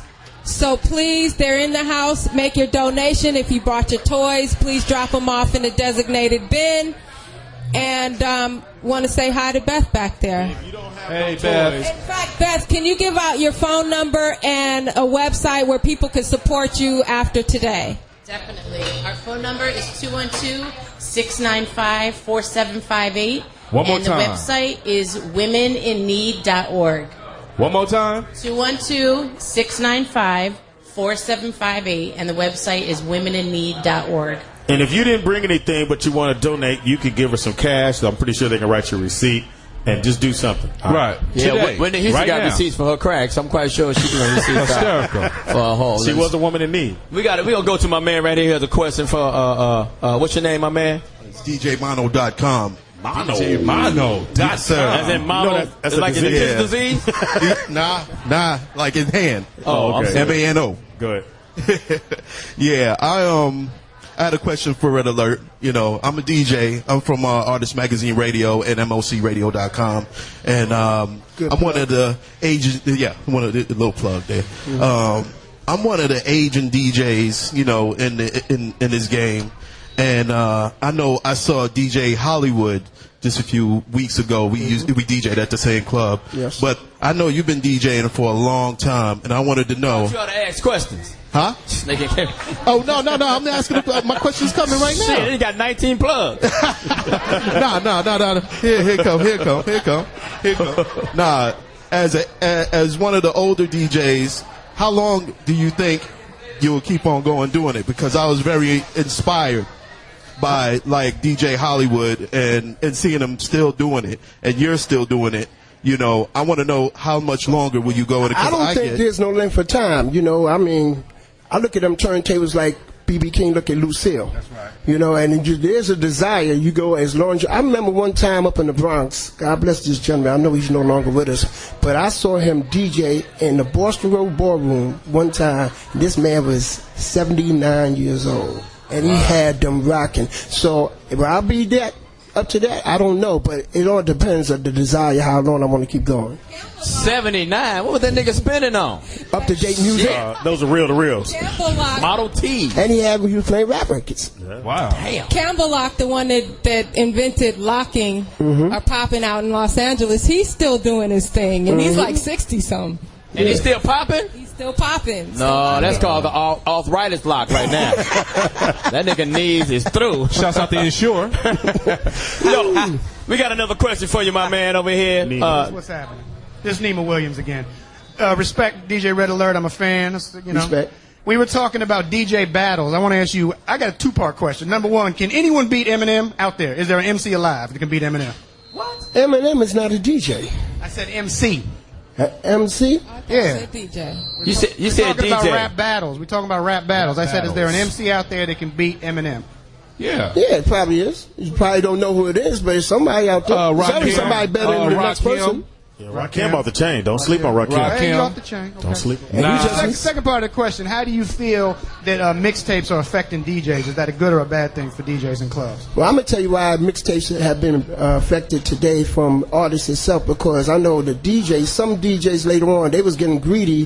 There was an artist that wanted to get the music to a DJ, and they want to get on. The DJ say, well, you got to pay me. So that's why people like a 50 went ahead and say, the hell with you, and went ahead and made his own mixtape. Wow. And that's where a lot of people fall behind that trait. And that's why the artist is doing their own mixtapes today. Yeah, we have another question for you. Well, that's a good segue, because I was just about to ask if you thought it was more important for the artist to get exposure or to get paid. Say that again, please. I'm wondering if you think it's more important for the artist to get exposure or to get paid. To get exposure or to get paid. You have to get exposure to get paid. You know, because you have to get exposure to get paid, because how you gonna go out there getting paid if people don't know who you are? You got to market and promote yourself. Are you a DJ, miss? You're not a DJ. Thank you for the question. So DJ Cool Red Alert, how many records does it take for you to really be yourself as a true MC? How many DJ? How many records do you really need? That's a good question. I have no idea, because, you know, I'm using the Serato now, and in my Serato, I got 12,000 songs. Wow. So I don't know. I was going to ask you about the Serato. Do you think that takes away from the classic way I still of got all my DJing? stuff at home. It's just that I'm just carrying the laptop. It's not like my neck, my back, my Kaya no more. I can carry a laptop. Hysterical. Yo, we want to give a shout out. We're going to wrap up DJ Red Alert. Give him a shout out, New York. Everybody. One of your own greatest. Yeah. Happy holidays, everybody. Where can people hear you? People can hear me in New York City, 98.7 KISS FM. I'm on tonight, live from the Shadow Nightclub tomorrow on the radio, down in Atlanta, Georgia. Sundays I do Magic 107.5, 97.5. I'm also the image for Backspin on Sirius also. Wow. Give it up for DJ Red Alert. DJ Cool. One of the greatest. Red Alert. Respect, y'all. Happy holidays. Thank you, Red. Thank you so much. Right now we're going to go into the Porter's Report, because we got some topics. What? You know what I'm saying, that we know we want to get into. You know what I'm saying, before we get into, we got another great comic, a New York comic. Introduce yourself, my man. Hi. What kind of radio show says introduce yourself, Johnny First of Mack? all, white boy, I do what I want to do. First of all, black man. I do what I want to do, and then white boy. First of all, you with the RoboCop forehead. I do what I want to do. First of all, you poor man's Mumaya Jabal. Nobody even knows. I heard him. Who says introduce yourself? First, I have a show on the network, on the platform, along with you guys, and it's called Stand Up with Pete Dominick. It's a political discussion. Okay. And my name is Pete Dominick. Okay. Pete and Dominick. I'm saying that you just to say introduce yourself. It just seemed unprofessional to just say. As a radio, I host. I know who's coming on, so you just introduce yourself. So it just Pete, seemed. I didn't know you was coming on. Right off the bat. Pete, I don't know who tells you. What's up, man? I know you was coming on. Well, let me defend Johnny Mack. First of all, if you're that good, you know how to roll with the intro. Am I rolling? Is this good radio? No, you just. If you're gonna be all that arrogant, if you're gonna be all that arrogant and step in our platform, I'm actually somebody that's calling you on your BS. If you're gonna step up here, go ahead. And I know you with the network and all that, but if you're gonna come up here, professionalism, you roll with it. You don't call the host out. Oh, you don't? No, unless you wanted to be funny, and that's cool. But I'm just saying. I thought it was. You know what I do when I go on the radio? I hear you, but don't throw out those. We were serious. We on the platform and all that too. Just say hello. Welcome to the hood. There you go. Get a piece of pub, and we'll help your show get to where our show is. You're right. You're absolutely right. There you go. Give my it man. up for Lou Dix. No, I appreciate it. I'll see. No, he's right. Second the white shadow. Way to go, Lou Dix. He's absolutely right. I'll see you again. We'll do it again. You ready, Johnny? Yeah. So I didn't know what to do. So because you said you want to be honest. Honestly, I was kind of getting upset, but I didn't want to say shit about being professional. Fuck it. Now you want to be honest. That's what I do. He ain't the only motherfucker that did time. So let's be honest and let's be polite to one another. Johnny, you ready? You see these motherfucking shoulders. You know I got this one. This, by the way, is the best moment tonight. I've been enjoying this. I don't get embarrassed that easy, but that was. Yes, you do. Johnny, you ready? You ready to start the show? Yeah, go ahead, Speedy. Hey, Johnny, you ready to start? Yes. Who we got in the house, Johnny? Yo, we got my man here from Sirius. He got a platform with us on Sirius Radio. Introduce yourself, my man. Motherfucker.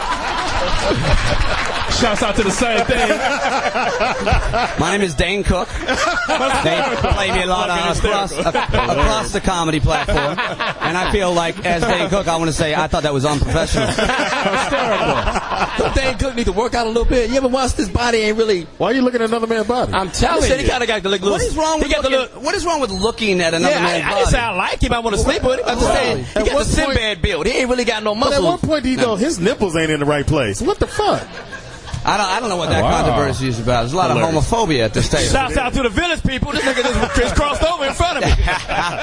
Explain about your show. You do a political show. I do a political show, and first of all, I'm a big fan of your show, Speedy. Johnny Mack, Speedy. I listen to you guys, and I think you guys do it. I forgot her name, but I think she does. Poetess. I'm first sorry. name is but Cleavage. You do your research? But they just threw me up here. Listen, I was here to get some chicken wings. First of all, I think it's racist that Jamie Foxx's show can't be in the big room at BB King. There you go. What the hell's that all about? I couldn't find you guys. What happened? BB King had his guitar up there, so we didn't want to, Can we talk about race for a second? Because the whole, first of all, much respect to DJ Red Alert. Yes, but yes, I know nothing about music, and I'm a white guy. And so I was just sitting back listening to that, and it was an interesting conversation, but I didn't know half the stuff that was going on. So I would like to just bring about some questions and bring like a racial unity right now. Sure. Because, there's a lot of ignorance in this country about racism, about sexual orientation, about religion, right? Right. So one question I have, and I don't think this is too edgy, go right but ahead, I don't understand why young black men lean so far back in the driver's seat. You know why we do that? I'm dead. I'm going to tell you why we do that. Because and let me finish because it's a I'm going to answer that because it's illegal to drink and drive, and we put our Hennessy in the back seat. There you go. So we got to lean back. Now that's just wrong. Because we got to sip in between the stoplights. Shouts out the floor, man. Am I right? There's more to it. Okay, that's fine. I don't think that's accurate. I don't think all black people drink. No, the reason they do Hennessy, they drink Moet.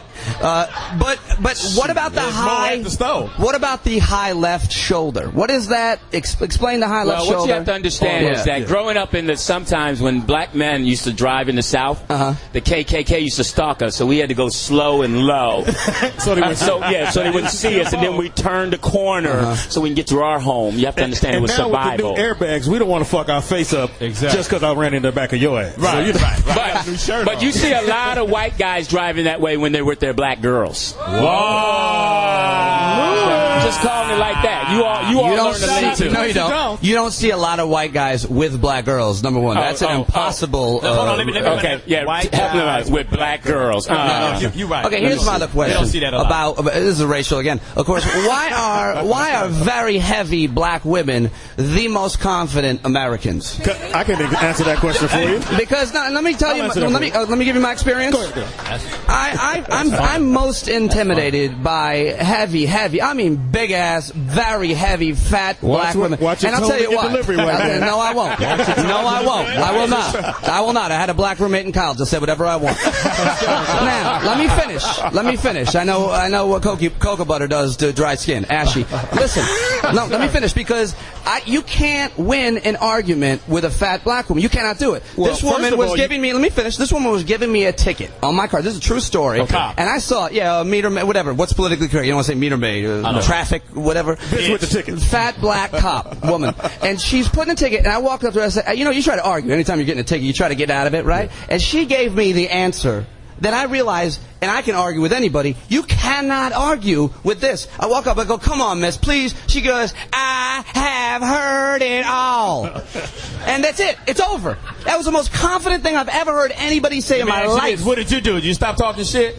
Well, no, I said, you know what, my registration is expired. Don't miss that. Well, hey, you know what's interesting? Make sure you get everything. Hey, that's very interesting because sometimes I have that same thought. I'm like, why do thin, white, 21-year-old nannies marry rich black men? Because she wants it all. Wow. That straight shows a lot of confidence. I'll give you your answer for your ignorance. Go ahead. And that has nothing to do with race. That is yes, about it does. money. It's a coloring. It's about money. Yes, Plus, it does. He's half Asian. Okay, all right. But I'm just saying, if you're going to call us out, let's call out both sides. No, I'm not calling out. I'm asking fair questions. I got another white person. Let me ask you this. Go ahead. Let me ask you this. Pete Dominick.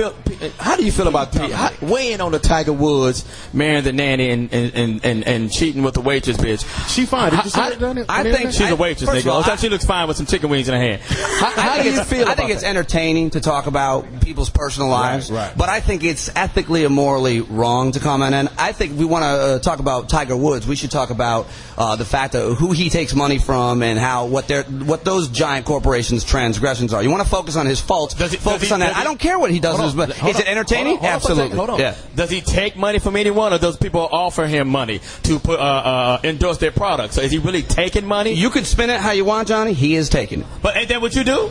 I don't. Hold on for a second. No. You render a service and they pay you for it, right? No. He's saying Michael Jordan looked into the factories that were making his sneakers. He looked into them before he took the money. I think he still shouldn't have taken it, but at least he was responsible enough to look into them. And I think Tiger Woods hasn't done that in certain cases. Okay, so that's what I think we should focus on. I don't think we should. I don't care about. I mean, I do care. It's hilarious and it's interesting. Never touch my body. And I get hooked on it. Can I touch your hair? That's another thing white people don't understand.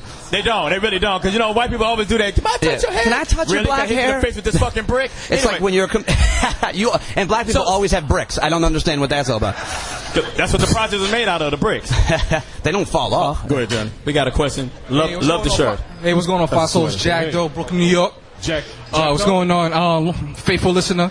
But I have a question addressed to everybody, especially Johnny Mack, because I know you got a good response. Is Tiger really wrong? I mean, he got $1 billion dick. Like, is he really wrong? Is his wife kind of selfish? You know, I think it did, John. Let's be real. I think unfortunately, it made him seem like a regular guy. We put him on the pedestal. We made him this big guy, and then you find out, shit, he fucking just like everybody else is fucking. Well, first of all, I'm gonna agree with you because she was a nanny. The bitch knew baby diapers and baby nipples. She didn't know shit about this. Right, boiling water. And we never placed him on a pedestal.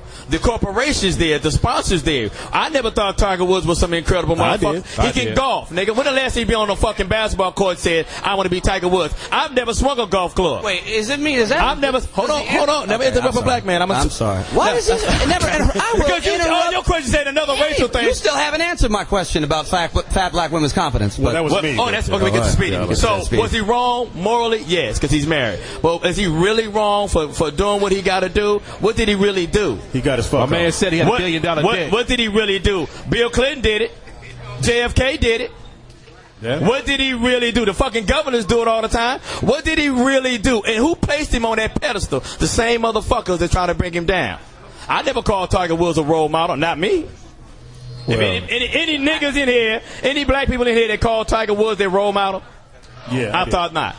Yeah, a lot of black people don't golf, though, so that's one thing. You got to take that into consideration. We have another question. You talk about Yeah, Since you're talking about Tiger Woods, you gotta get real close on that mic. I'm in. Put the Hennessy down and put the mic up. Yeah. Shirt on the outside, chain on the inside. Stop leaning in your seat. Stop leaning in your seat. Go ahead, Go ahead, my man. You can take the chain but since you're talking about Tiger Woods, Take a honestly, break. he did what he was supposed to do. He did what he was supposed to do, honestly. You know, he's rich. He's a billionaire athlete, by the way. A billionaire athlete. First billionaire athlete, by the way. Yes, that's my man Rich right here. Shout out to my that's man your man Rich. Rich? Y'all together? Yeah. Okay. A billionaire athlete, by the way. So he has women all around the world, just like how he was supposed to do. And honestly, he got caught up in a little love Say your name triangle. once again, young man. I'm not going to say that since I said this. I'll say my name, by the way. My name is Rich, by the way. Can I ask you a question, though? Yeah, go ahead. How many of you guys right here are married? I'm sorry. How many of you guys over here are married? Oh, you're looking at me like a question mark, but go ahead. Oh, nobody wants to raise their hand. All right, cool. No, one person. What? I'm talking about everybody in the crowd. I'm wondering why. Everybody. I'm wondering why. Raise your hand if you're married. If you're all right, there it is. Your gate. Please. We have one married person in here. What's your question? One That's married. a lie. All right, cool. Go ahead, little sweater. How many of you guys have cheated on your wife? How many guys cheating on your wife? Okay, thank you. All right, great question. What a stupid question. Throw motherfuckers under What the a bus. dumb question. How many people here have murdered somebody? How many? Oh, shit. How many? Nema Williams, Nema, where you at? You know, James? I'm going to answer this young man that just spoke the question, and I'm not taking up for anyone. You know what I'm saying? That is not what he's supposed to do. He didn't say that. I'm not saying that's not what he's supposed to do. You said that's what he's supposed to do. He's a rich billionaire. That's what he's supposed to do, but his success brings different lights that come to him, That's true. right or wrong. Right. So him being a man which is a hunter, he's going to do naturally what he is supposed to do, right or wrong. Sit down with your members only jacket. Ladies. What a jackass. Ladies. Wow. You ain't gonna Hold on, Lou Dix. Hold on. Ladies. I would like a lady to weigh in on that. Look, Ladies. you find some ladies out there for us. Look. Ladies. The other kind of lady. This guy's got to get a roller skating party too. Hysterical. Shit, it up. Hold on. Girl, in the back. Lou Dix. I hope no woman ever finds herself in a relationship with him. Hold on for a second. This young lady gonna step up. You see that sexy coat? Yeah. Go ahead, baby. That's why I didn't want to say his name. What's your name, young lady? Okay, I'm talking from two premises. What's your name, young lady? I'm Regina. Hi, Regina. I am a black woman who And your also hand on has your dated hip. a man with money. And yes, I agree, certain things come happen. But he became clumsy, and he did not handle his business. And if you have that much money, nothing's supposed to touch home. So that's number one.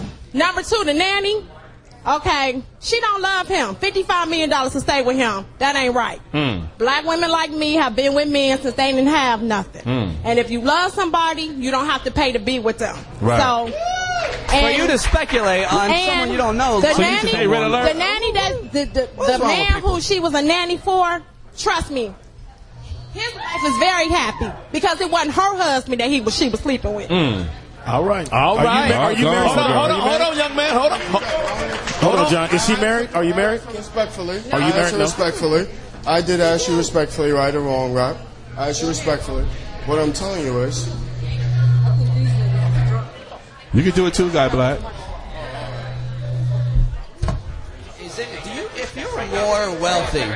you're more wealthy, the wealthier you are in America. Let me ask a question: the wealthier you are in America, the more you can have transgressions in an agreement that you have with another person. Right. So I'm asking. So he's married to a woman. Despite how much money he has, they have an agreement. They have a trust between each other. And more importantly, we don't know. Here's the problem with these questions. This woman just said a very ignorant thing. It said she doesn't love him. You don't know anything about those two people. And we should stop speculating on. Well, and for all I know, Let me correct you because you made me mad. It's different when your husband break your heart, and it's another difference to say I need $55 million to stay with you. She didn't do anything to earn that money. I'm sorry, I misunderstood you. She didn't do nothing but lay on her back and have 2 kids. I misunderstood. I thought you said a nanny is requesting a nanny. Let's keep it real. If she does not have to work, Why in the hell she need a nanny? I thought you said the reason she was with him originally was because of his money. I didn't know about this. Stay with him. I didn't hear that, and I'm not paying attention to that story. But the other thing is, you know what? The other thing, every time, no, I don't care about them. I just don't care about them. But the other thing, let me ask one more question. One more question. You get your turn. Let me ask her. When we talk about, hold on one second. Listen to what I'm saying. Now, goddamn it, be being polite. Hold on one second, ma'am. Your turn. What's your name, love? My name is Lucy. Hi, Lucy. And I was just asking about this gentleman over here, his comment. Right. He said, as a man, you're a hunter. And I can address every man in here. As a hunter and as a real man, shouldn't you also be a protector of which is yours? True that. That which you hold to be important or valuable? True that. He was protecting her. She's behind a fence. I just killed a bowl of macaroni and cheese and devoured it. I can answer that question. I don't think because a man cheats, he doesn't love his wife. That's true. I'm gonna put this out here. Well, I'm gonna put this out here. Hurry up. Shut up. My mother told me this. And whether or not y'all want to You ain't gonna be shit. Get out. Men were put on this earth to work and find and just basically to work and get out there. Women were put on this earth to be with a man.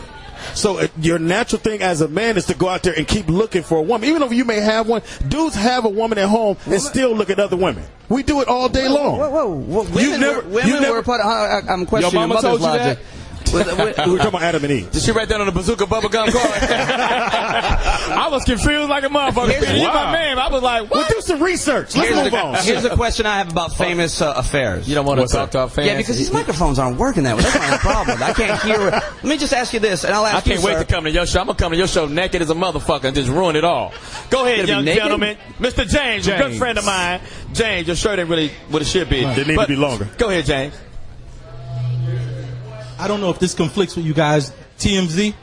No, go ahead. Now, I don't know if anybody heard the TMZ tapes. And this is the young lady basically giving the tapes of the other lady. You know, Tiger falling up. Right. Now, my problem is this.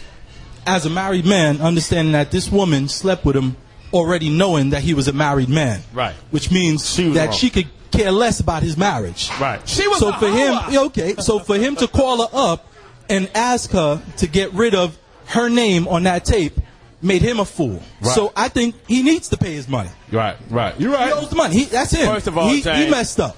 First of all, you was my man until you said she needs to pay the money. He needs to pay. He needs to pay her the money. This is what I think about that. The only way a woman should get money is in a check with her name from work. Wow.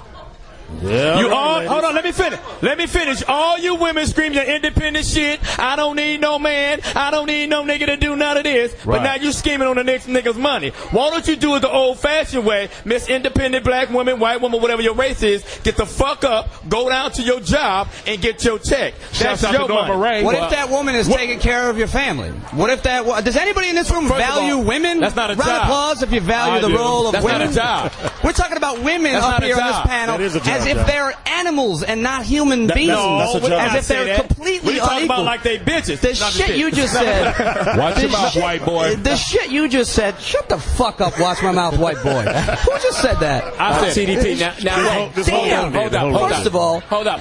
First of all, wait. Seriously, hold up, young man. First of all, you got on here saying your first 3 jokes were white, black. Okay? They weren't jokes. No, but I'm saying your observations were white people, black people. Now that he's calling you white people, again, roll with it. If you're a comic and you're a professional, oh my God. stop trying to come up here and monitor. I'm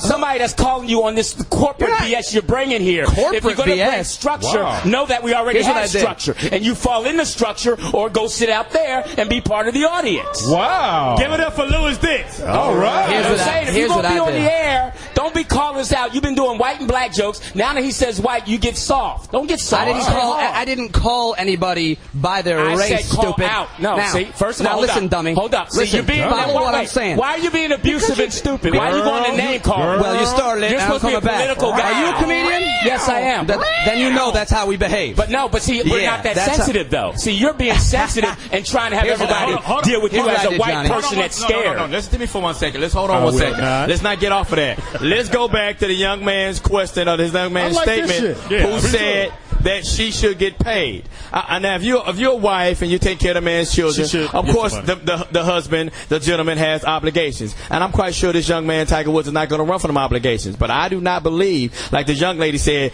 you're going to give me $55 million to stay. If what I did was so horrible, it was so horrendous, then you should leave. You should leave with the clothes that you came with and the status that you came with. You should go back to being a nanny. I should not be able to buy your integrity. I should not be able to buy your love or your marriage vows for $55 million. Now, you can buy mine, but I shouldn't be able to buy yours. But no, but see, Johnny, what you have to realize, the laws are set up that this woman is supposed to live the same lifestyle she's living now. But hold on, that's she's accustomed to. That's right. She was accustomed to taking out fucking diapers and putting baby bottles on the table. Two of his children, they will be his children for the rest of her life. That means that she's going to have a strong influence on what they believe, what right or wrong. That's true. Yeah. So she should be provided so she can give that without any stress. And you're 100% right. Yeah. But if the crime, he didn't commit a crime. What the crime?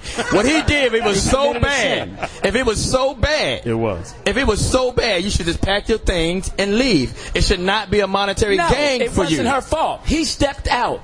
He was wrong. Y'all understand what I'm saying? Tiger Woods was wrong. He stepped out on his family. Yes, he was wrong. He should have had more integrity. He should have been in a Buick, and that shouldn't have happened. You're right. Here's a question I was trying to ask about with famous people's relationships. Woo, they love Louis Dix. Get up with Louis Dix. Whether they're athletes or celebrities or politicians. Here's what I never want. You have to imagine a guy like Tiger Woods or A-Rod. They're making so much money. You have to wonder about the agreement they got in with their wife or girlfriend. Said, listen, here's the deal. I'm going to have other relationships. I'm going to have sex with other women, other females. And are you okay with that? Yeah, I'm okay. And then we sit here. We don't know the agreement. They're never going to admit that they had that agreement. And that's why I don't like all the speculation, because we just assume that they have a relationship, like perhaps I would assume the most of us, where you have a trust between each other. What you just did? What? You just speculated. You just assumed. No, I'm saying we shouldn't, because I don't know. I don't know. Maybe I think that Michael Jordan probably had an agreement with his wife. I think that A-Rod. So right now you're assuming. I don't know. Because you just said I think maybe. I think. But that's why you just contradicted yourself by you saying I don't think we should comment on this speculation. No, I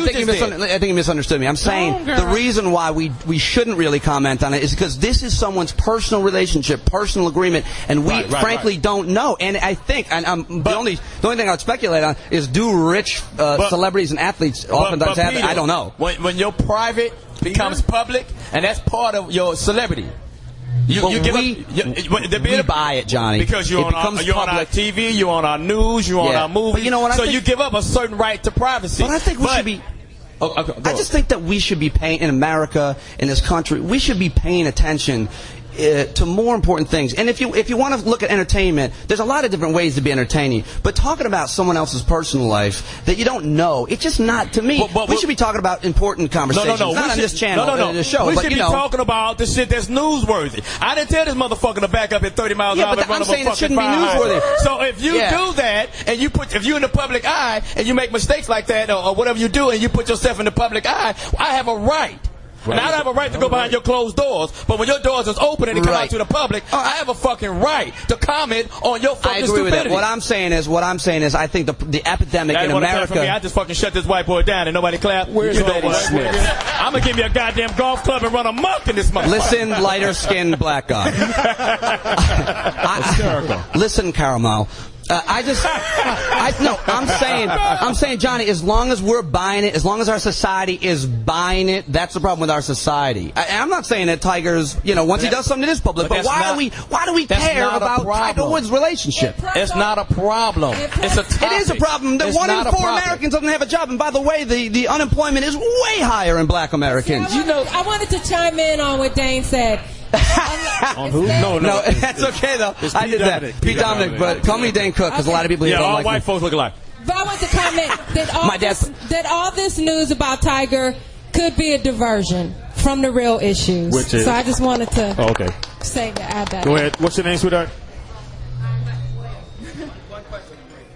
All right, my name is Leah. I was going to come up here and ask you about the couple who crashed the Obamas. I was going to ask you about that and about the 30,000 troops going to Afghanistan. But since you brought up a subject that sparked my interest, I was wondering how come athletes, especially making multi-billionaires, multi-millionaires, they have the audacity to feel that they should cheat just because they have that much money, and why are they going in that arena thinking that those girls they're cheating with are just waiting to have sex with them, sell the story, or get pregnant and use them for their money? Why can't they just have a regular relationship like everyone else? You know what, young lady, that's a great question. We're going to answer that right when we come back for break. When we come back for break, I want you to stand there, have yourself a Bud Light, and we're going to come back for break and answer that question. We're going to take a quick break. Bud Light, by the way. Bud Light is fantastic. Isn't it fantastic? It's my favorite beer, Johnny Mack. You got to drink the line. Bud Light is great for black people and white people. Yes, sir. We're going to take a quick break and come right back, and hopefully we'll have this white boy here with us. Yo, we back live in New York. It's going down here, BB Kings. We're at BB Kings live. I didn't mean to start a controversy, but yes, we did. You know what? We started one with the white boy. We're going to go right back to Layla. I like Pete. Leia, Princess Leia. We'll go right back to your question. Love the hair. Can you repeat it again? And repeat your question, then we're going to let Pete weigh in on it. Basically, I forgot. You stated that, Pete, sorry. You stated that he's making so much money, he's going to cheat. Basically, I never said that. I'm sorry, it was Johnny Mack said that. I said something similar to that. Just answer the question, baby. Okay. Why is it acceptable when an athlete makes so much money that he just automatically has to cheat, and it's you just expect it to happen? I think it's completely unacceptable, but I think it's between those two people. My philosophy, if I'm not a psychoanalyst or anything, but I think, my theory. You're white. Go ahead. Because I'm white. Yeah, there you go. And I'm privileged and entitled and have very little struggle, and I can get a cab. I can do just about anything except look good bald and fuck a black girl. Yeah. But wait a minute, why wouldn't you say Asian? Listen, because that's about. I think it is simply because power corrupts, and when you have all that money, when you have billions of dollars, okay, and you always want more of everything. You can buy anything you want, but you can only have sex with one other person, and so you get confused as to what your role is in your relationship, in society, and if you want to talk about other athletes on your team, A-Rod, and you forget, you want everything. I have everybody caters to me. I can have anything. No, he's not a Yankee. But so I think power, with all that money, you feel invincible, and that crosses racial, that's politicians, and that's celebrities and Dixon line. Yeah, we want to thank. We got to wrap my man Pete. You have a question? I'm sorry. Yeah, well, I just think that. Thank you for your question, love. I just think it boils down to a person's character. Do you have a question for Pete? Well, my thing with Pete is my only thing with Pete is I like Pete. I just think that Pete came in with the mindset that he was the smartest one on the panel, and that he was all that, and I think he just got checked. Now I like you, Pete, because you remind me of Jerry Seinfeld. You sound like you feel like you're Jerry Seinfeld, and I like that you went hard and you didn't back down. Well, let me just quickly explain. Well, really, Chris Rock is a toss-up. Hold on 1 second. Listen to Johnny Mack. Hold on one second. I will now. We would like to thank Pete for coming out. Pete was Tell us about your show, and we can listen to it in the future. Every day from 3 to 6 on Sirius 110, XM 130, and I want to say. The underlying tones in terms of social issues for me is equality for everybody. I'm violently anti-racist, anti-sexist, and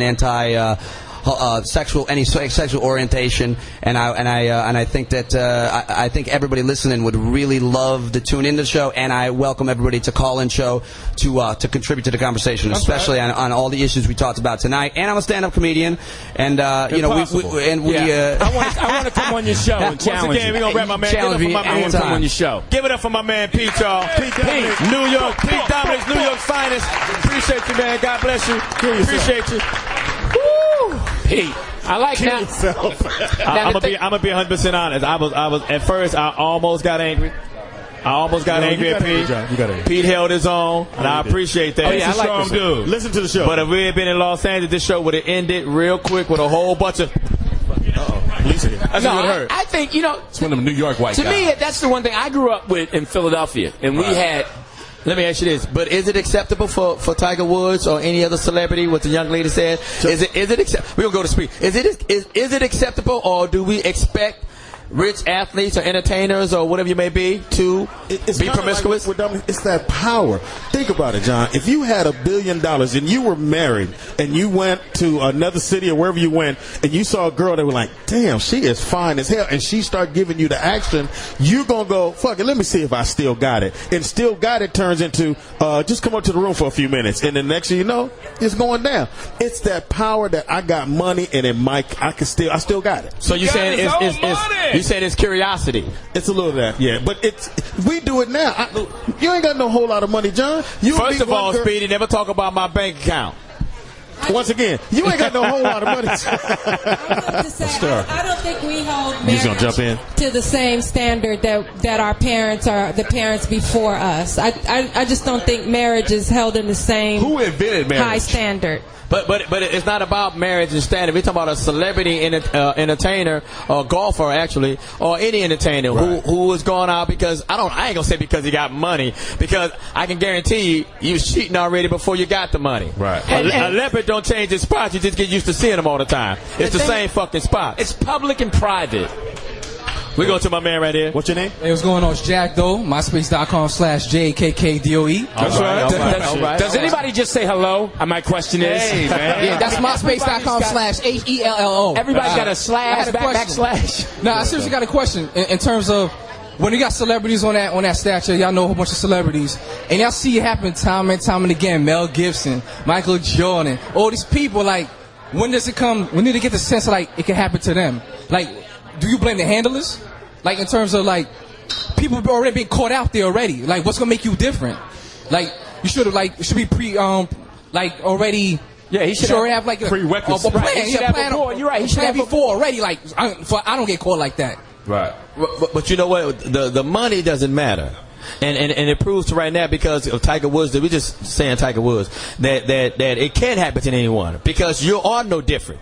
The only difference between him and I is that he can hit a golf ball and I can't. So what happens is corporate America, the entertainment of America, put this guy up on a pedestal. He never asked to be on that. And it's not power. It's absolute power that corrupts. Money brings power. More like in the sense of, you've seen it happen already. Like the A-Rods and everybody else. But I don't see, like, who's the people around them, you know what I'm saying, to help them. Right, that's what I'm trying to say. You have to have somebody that you don't want to disappoint in life. Do we need, like, a cheating consultant or something? It's just that if you look at a lot of people, they have people in their lives that they don't want to disappoint. And once you do disappoint that person, then you actually have to step out and live your life the right way, or because it's out there now. Now it's unveiled. We all hide what we hide. Then once, you know that old saying, what you do in the dark will come in the light. I got one last thing. No, you don't. No, you don't. Get out of here. Sit down. Sucks on pond. But you know what, though? My man, there used to be a thing called a cheating consultant. Back in the day, they called it damage control. Because back in the day, we didn't, no disrespect to nobody in here, but we didn't know Rock Hudson was gay. They had a publicist, or they had an attorney, whoever it may be, that hid that from the public because it wasn't cool. We didn't know that Joe Montana had a motherfucking drug problem. We didn't know if that was his case. We get into that later. Okay. We didn't know Brett Favre that checked himself in for painkillers. Remember that? So, because you had an attorney, you had someone else that did damage control. So that's the difference is now. Now America is so greedy for scandal. We don't even give a fuck that that the media may ruin his marriage, that he might be trying to salvage his marriage, but now he can't, because the media and went out and found this one little hunky, and then another little hunky sold the goddamn tape. If I can say niggas, I can say hunky. No, then now this person done sold the tape, and we all latched on to it. Right. I came front. I watched CNN all night that night, because I wanted to find out what was going down. I wanted to know what the nigga said on the tape. First of all, Tiger Woods, if you can hear my voice, never give your name on the tape. Don't say no, Tiger Woods. If you can hear my voice, call me and leave me a voicemail. I got another question. I like to Poetess could wrap up in here. I'm trying to get my shine on, brother. In terms of, like, are men afraid to ask women for prenups? Because you see a lot of these high-profile marriages, but no prenups, and there's a lot of money at stake. Like, you think dudes are scared, like, they won't get married if they ask the girl for a prenup? Yeah. Am I scared, or am I really in love with her? Love is blind. Claudia? Oh, sorry. Claudia? Oh, sorry. Well, you know. Me as a woman, I don't think I'd be offended by a prenup, but it would depend what's in it. Gotta be weeded. Hey, like Tiger's wife, she's getting $5 million just to stay for 2 years. I mean, a prenup could be a good thing. Yeah. I didn't have a prenup. A prenup is important. 25. The stay? No. For 2 years, and then if she stays the 7 years or the up to 10 years, she gets the 55. Now you gotta think about it. She's a nanny. Where else you gonna make this fucking money? Nigga, if he offered me 55, I would stay with that nigga. Hey, does she?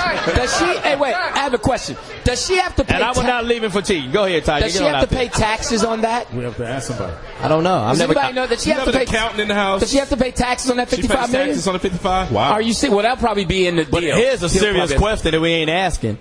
No disrespect, here's a serious question. What's wrong with the woman? What's wrong with the woman that you are willing to stay if it was so bad? What's wrong with her? She's a handsome young lady. She got his kids. Once they got your kids, nigga, Tiger Woods, nigga, I'm quite sure he got a nanny for her, so she ain't doing that much. No, he would keep the nanny. I'm quite sure he can give her private school. So, but if he leave or if she leaves, like the young lady said, you gonna stay for the money? Where's your love and devotion? No, Tiger doesn't have a nanny. He's got his mother and mother-in-law. The bitch was a nanny. He got a super nanny. She's not having another nanny come through there. Pretty much. He got a nanny and the bitch bringing the goddamn baby diapers. He got baby diapers. He got all kind of things. We got another hot subject we're gonna get into. I'm quite sure y'all watching ESPN. And you see, I'm quite sure you was watching ESPN. You see my man break down like an old shotgun, Allen Iverson. What? I'm quite sure you see. Somebody clap. You cannot cry when Come you on got now, braids. y'all see that. If you got braids, you can't cry. You know what I'm saying? Allen, I like you, but shit. We're going to go to the poetess, and she's going to give us the lowdown, and she's going to tell us what happened, of course, if you haven't seen it. My Philly boy. I actually haven't seen it, but I did hear that Allen Iverson did get back with the Philadelphia. I didn't hear what was said. Okay, but go it was ahead. It's tea. that he re-signed with the Philadelphia 76ers. Right. So, Lewis Dix, take it away. Right. Well, what you understand is, Shouts out to Crew Day. what you understand is that I'm just glad to be back in Philly. I don't understand that, man. All that, I'm not going to practice, being hard. I just think the best part was you saw a man Cry. be humble. Cry. No, every man has to go through that. No, you don't. Oh, we all have gone through that. No. Every man might not have had it as public, but every man here has gone through if you've gone through a humbling point in your life where you were by yourself and you broke down. Raise your hand if you cried from playing on the basketball team. Yeah, Y'all, nigga. let me know if you cried from playing on the basketball team. You started crying because you're getting more money. No, we're not talking about that. We're going to talk about Allen Iverson. Crying. Soft ass motherfucker. There's no crying in basketball. He's soft. He is not soft. He's soft. You cannot have braids and cry. Hey, man, he was being... Has anybody ever... This man had achieved something that they took from him. He cried. And he realized that he was part of that because of his behavior. He said that. Yeah, he cried because he was. You all stopped trying to be hard. Let me you make sure all I get it right. cried. He did like this. He said, "I just want to play ball with everybody else." And how about this? My braids are too tight. How about we just play the clip? Yeah, play the clip. And y'all listen to it. We're gonna play the clip of Allen Iverson's situation. Go down with it. Go. If I couldn't play basketball at the level that I'm accustomed to, then I wouldn't have made a decision. I didn't want to come back and embarrass myself. I know I can play, and I'm gonna prove that. Yo, hold on, we got another clip. 911, stay on the line, sir. Hold on, we got another clip. Play the other clip. I'll be lying if I say that it didn't bother me. Because I think I created like with the mistakes that I made in my life. I created a picture of me that's not me. You crying motherfucker. You sound like Terrence Howard. We got another clip. Play another clip. I did a lot of things when I was young that I'm not proud of, but I think those things helped me to be the man that I am now. And the last couple of years has just been hell because all I want to do is play basketball and help the guys that I play with. Been smoking a gang of weed. And the reason I'm going hard in the paint on him like this, because when he was over at Memphis, he told all them dudes, all you motherfuckers is weak. Ain't nobody on this bus better than me. Fuck all y'all. Wait, so then you start crying. Now this the same guy that said practice. We talking about practice, man. Right. We ain't talking about the game. We talking about practice. Listen. You came in with all the 47 tattoos. Yeah, now you're crying. But now you need a fucking. All right, but let me. Yeah, where's the album, man? You should have cried over the goddamn album sale. Now every male here, every man here, hopefully they go rubber band. Hopefully, at one point in your life, you will. It might not be as bad, but you will say. No, you won't. You will. You will humble yourself and say that I did some things. No. I'm not happy about it. I'm not proud about it. I hope to be a better man. Going through this will make me a better man. I can attest to that. From playing basketball? No, from just lack of losing your family and all that. No, Lou Dix, you ain't understanding. Right, he didn't lose his fucking. No, but that's his. That was his existence. Oh my God. Basketball. The man had done nothing else in life. Kill yourself. I can't. The man. This was what he was the best at. No, he wasn't. Yes, he was. Jordan was. He wasn't as good in being a parent. He had other things in his life. I'm just saying. He was at the top. Hopefully now he'll take that to the top too. Being a father, being a husband, he'll go to another level because he's been humbled. He's when you have to look in the mirror, for when you have to look in the mirror, man, life will make you say, "I was wrong. I'm sorry. Let me get better." Yeah, well. Wow. Kill yourself, Allen Iverson. No, Allen, you keep going forward because life. That's what life is. That's right, AI. We got a question, and hopefully Louis Dix will dry his tears. What's your name, man? I think there's two reasons he was What's your crying. name, young man? This is James. James again. James, there's two reasons he was crying. Go ahead, James. See? First of all, he had to cry for that because he's never going to be able to cry for a championship trophy. Wow. That's one thing. Hey, look, he's in Philly. About? He's in Philly. 2001, ask the Lakers about us. Two. Nigga. What? You won the first The Knicks passed on him. So he missed out on that New York money. Wow. So, are you trying to say something about the New York Knicks? Look. All I'm saying is that the advertisement, the money he would have made being here in New York. He missed out on. He went to Philly. Man, Philly's the best city in the world. Round circle. Let me ask you this, James. Let me talk to your wife. James, let me ask you this. And you're a pretty big dude. Do you think that was worthy of tears? Not at all. He's making millions still.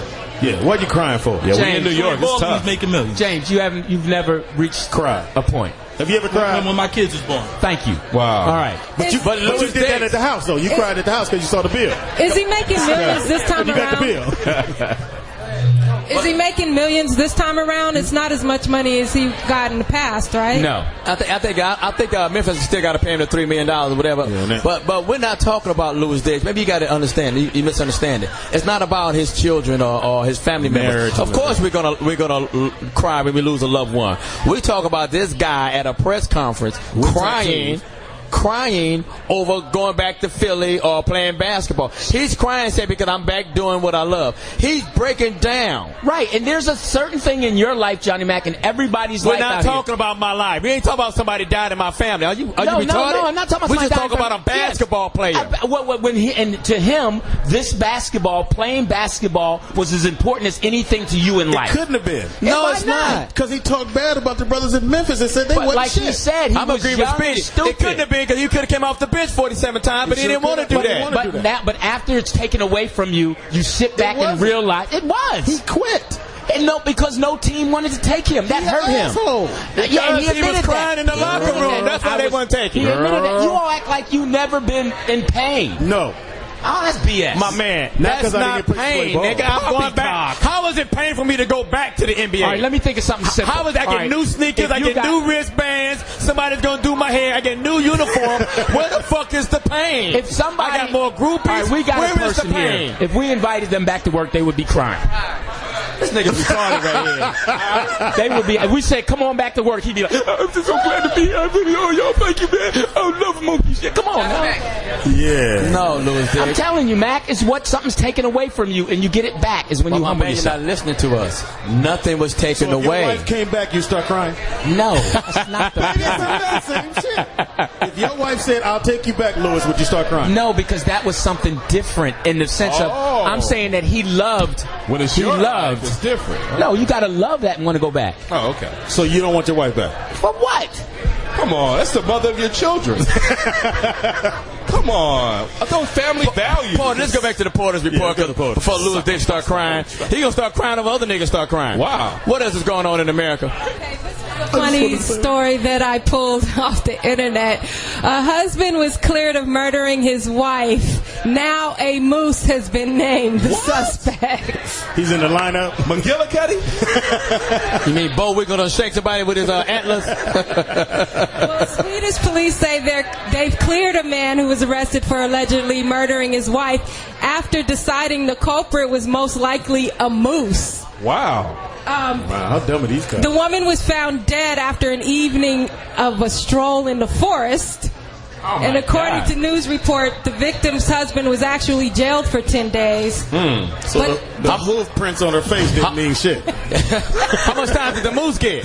Wow. Well, I don't know, but they did find hairs and saliva, a.k.a. DNA, from the moose on the woman's clothes. The moose hit it? Did he hit it? Oh, that's nasty. So it's a moose and runs. She gonna have some baby moose. What else you got there, Poetess?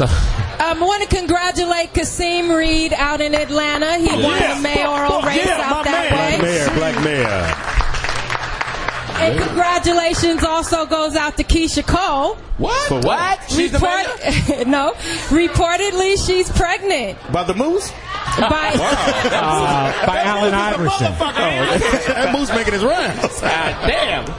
No, she's pregnant by NBA star Daniel Gibson. Oh, same thing. You gotta explain who he is. Nah, nobody knows That's what who I'm he saying. is. She could have did a whole lot better than the third string guard. She could have got with Tiger. See that? He's in Cleveland. Fucking underachiever.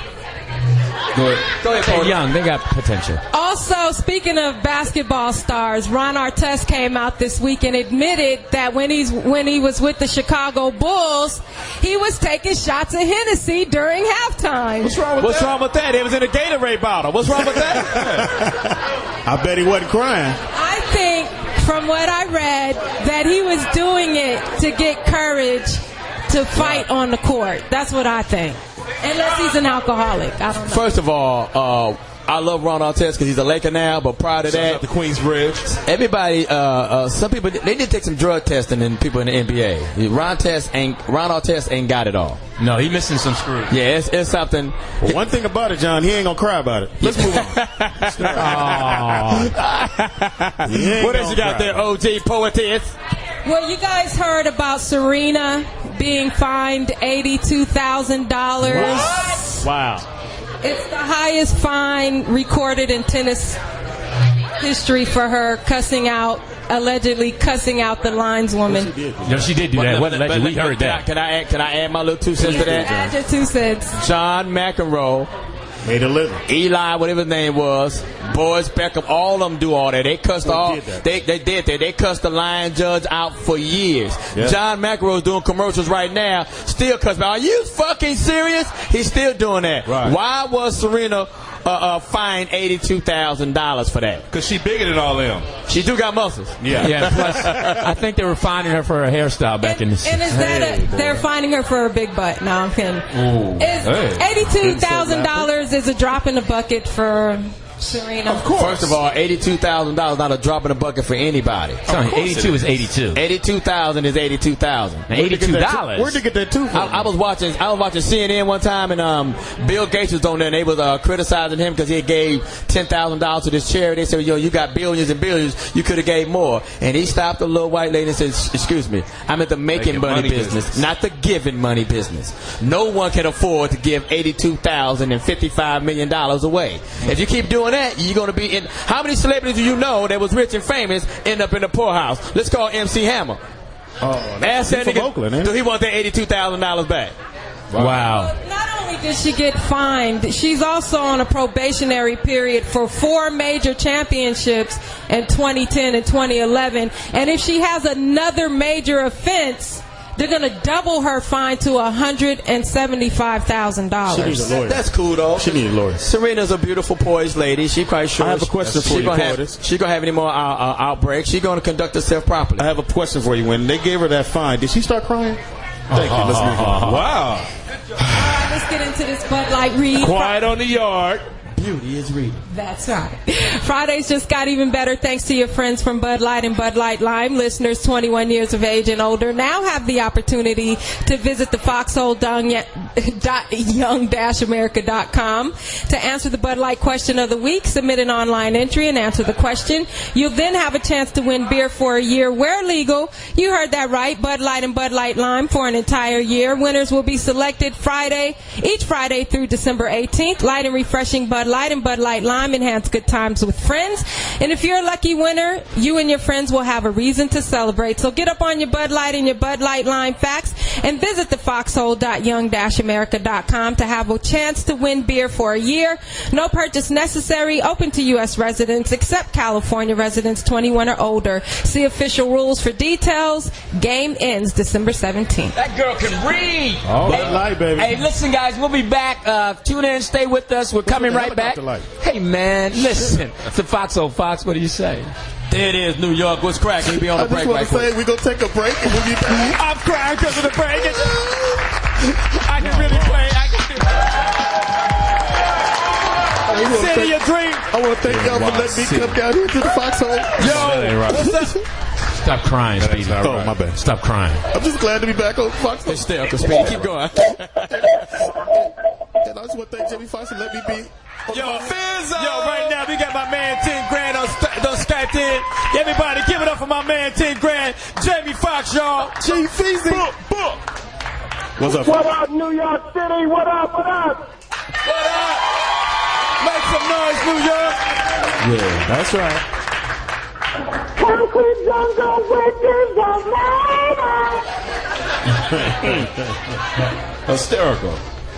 What up, baby? We in the building. First of all, I want to give a shout out to New York, the best city on the planet right now.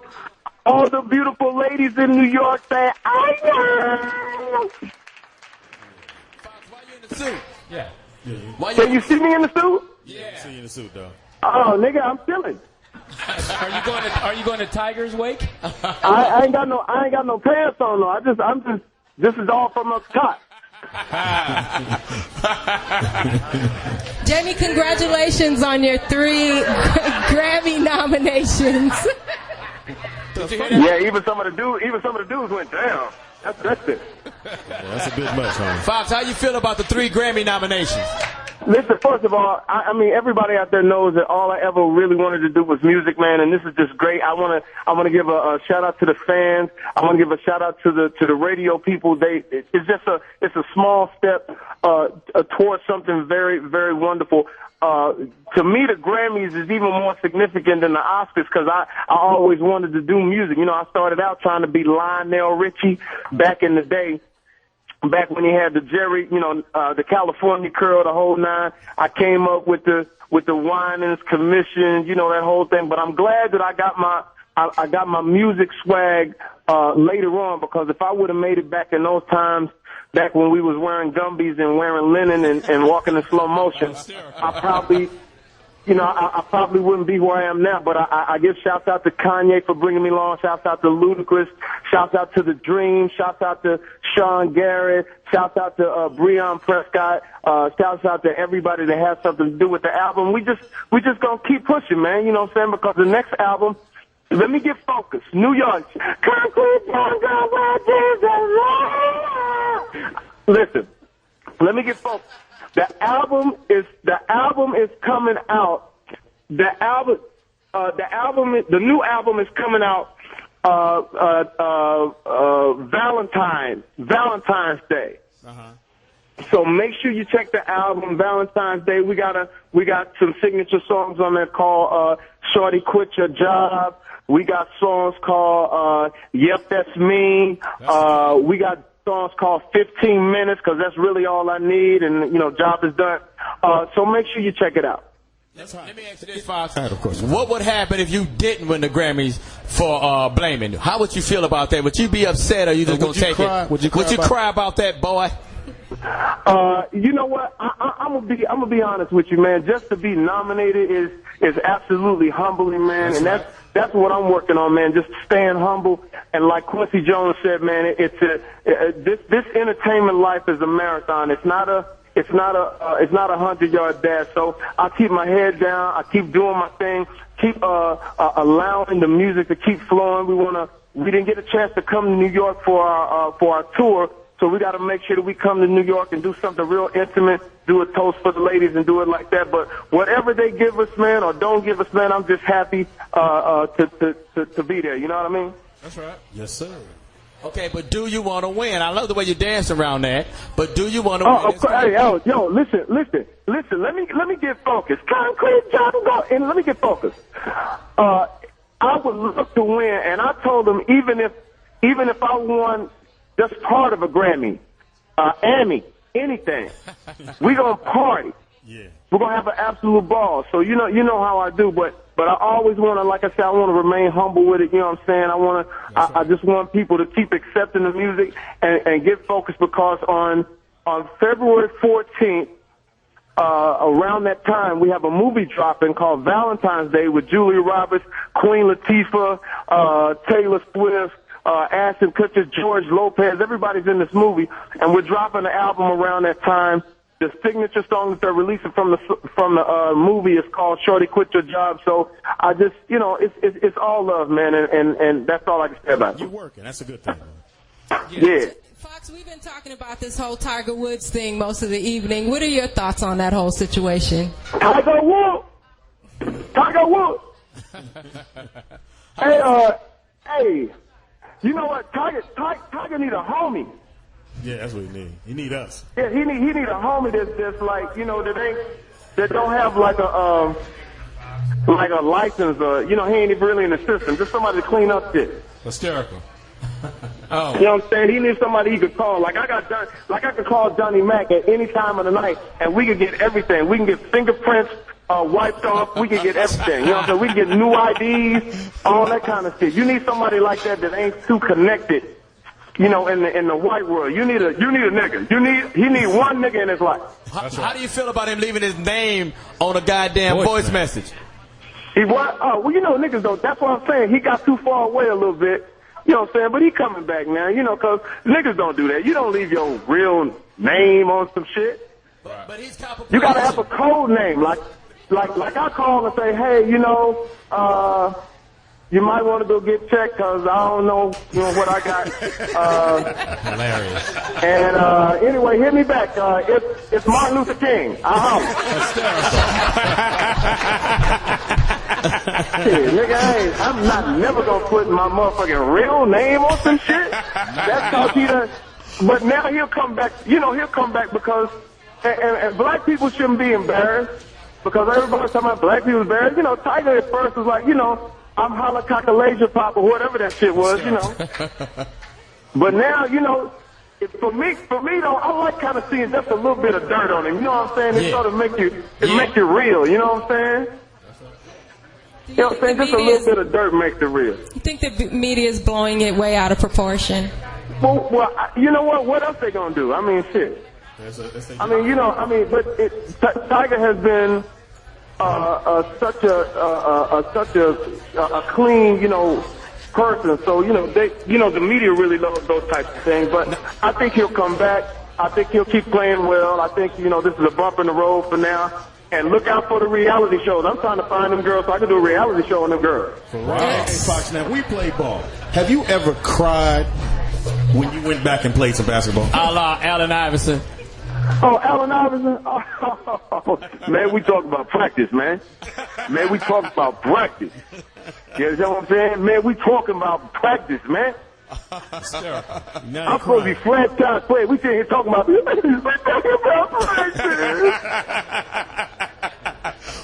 But you know what? Look, man, all I can say is this. I'm happy that Allen Iverson is back playing some basketball, and I think that's where he should be. He should be back in Philly, and hopefully he can close out a great career. No You can't disrespect the man. The man is under 6 feet tall, playing with those trees. He's the sixth high-scoring player in the league, so I commend him for that. I hope he finds some peace there. Hopefully they could get back on track, man. Shout out to my man AI. Keep doing your thing, That's baby. right. Who is he playing for, Fox? Say the name again. The Sixers. So let me ask you this, Fox. What is the movie that you're working on right now? Because you know. Oh, let me get focused. Check it out. It's Valentine's Day. George Lopez, Queen Latifah, Julia Roberts, Gary Marshall is directing it. You know, it's a chick flick, but you know I'm holding down the black side of it. So make sure you check it out. Shout out to everybody that checked out Law Abiding Citizens. And I have an announcement to make. If you haven't heard, there's a movie that's about to come out that I'm writing right now. It's called Wanda and Shanae Rob the Motherfucking Bank. So make sure you get yourself together for that. Yeah, I'm in that movie. Let me ask you that. Is there a role in that movie for Speedy as a cop?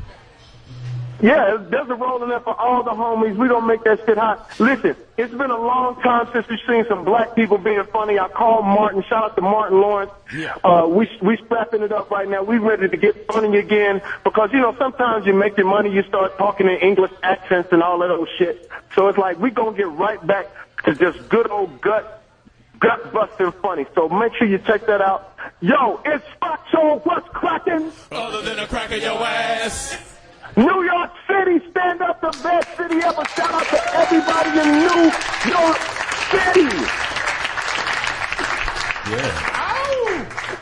Yo, once again, give it for my man Jamie Foxx. We know you're a very busy man. I know you're doing your thing on the movie set. I've worked with you several times, man. You're very professional. This is what I want to say. I want to shout out to everybody out there that's supporting the Foxxhole. We started out as just this little blurb on XM 149, Series 106, and now we're doing big things. Shout out to everybody supporting it. I love all of you guys in that studio, man. Keep it funny. Don't ever stop being funny. Don't run from nothing. Have a great time. And shout out to Barack Obama. Let's stand behind Barack Obama. Don't forget that. Let's not lose our enthusiasm. Yeah, let's not crash the parties. Let's not crash the parties. Listen, and we're going to have to get Barack some extra goddamn security because I just don't understand. We need to get some security to really watch the door for him. But I'm going to tell you like this. Shout out to all of our military people. Yeah. Let's not forget our military, our Air Force, our Navy, our Marines, and our Army. They're doing a fabulous job for us so we can live free and crack jokes and have a great time. Yes, We're going to... They need more money. Yes, sir. And I want to tell you something. For all of you out there that are listening, this radio show plays in Iraq, it plays in Afghanistan, it plays all over the world, so they actually hear us. So I want everybody in New York right now to make some noise for all of our troops in our military right now. Yeah, make some noise, New York. Yes, sir. We want to thank you for your time and energy, Fox. We know you're working on the set right now, and I love the top part of your suit. I can't see the bottom. And I'm losing weight, so have your money ready. Speedy has lost 13 pounds, Fox. Have your money ready, Fox. Believe that. He said, have your money ready. Do you think Speedy gonna make? Foxxhole forever, baby. Yes, sir. Shout out to Titty. Shout out to Jigger. Shout out to everybody. Shout out to Buddy. Staten Island. Shout out to New York. Shout out to the Bronx. We out. You know what I mean? Give it up once again for my man Jamie Foxx, y'all. Yes, sir.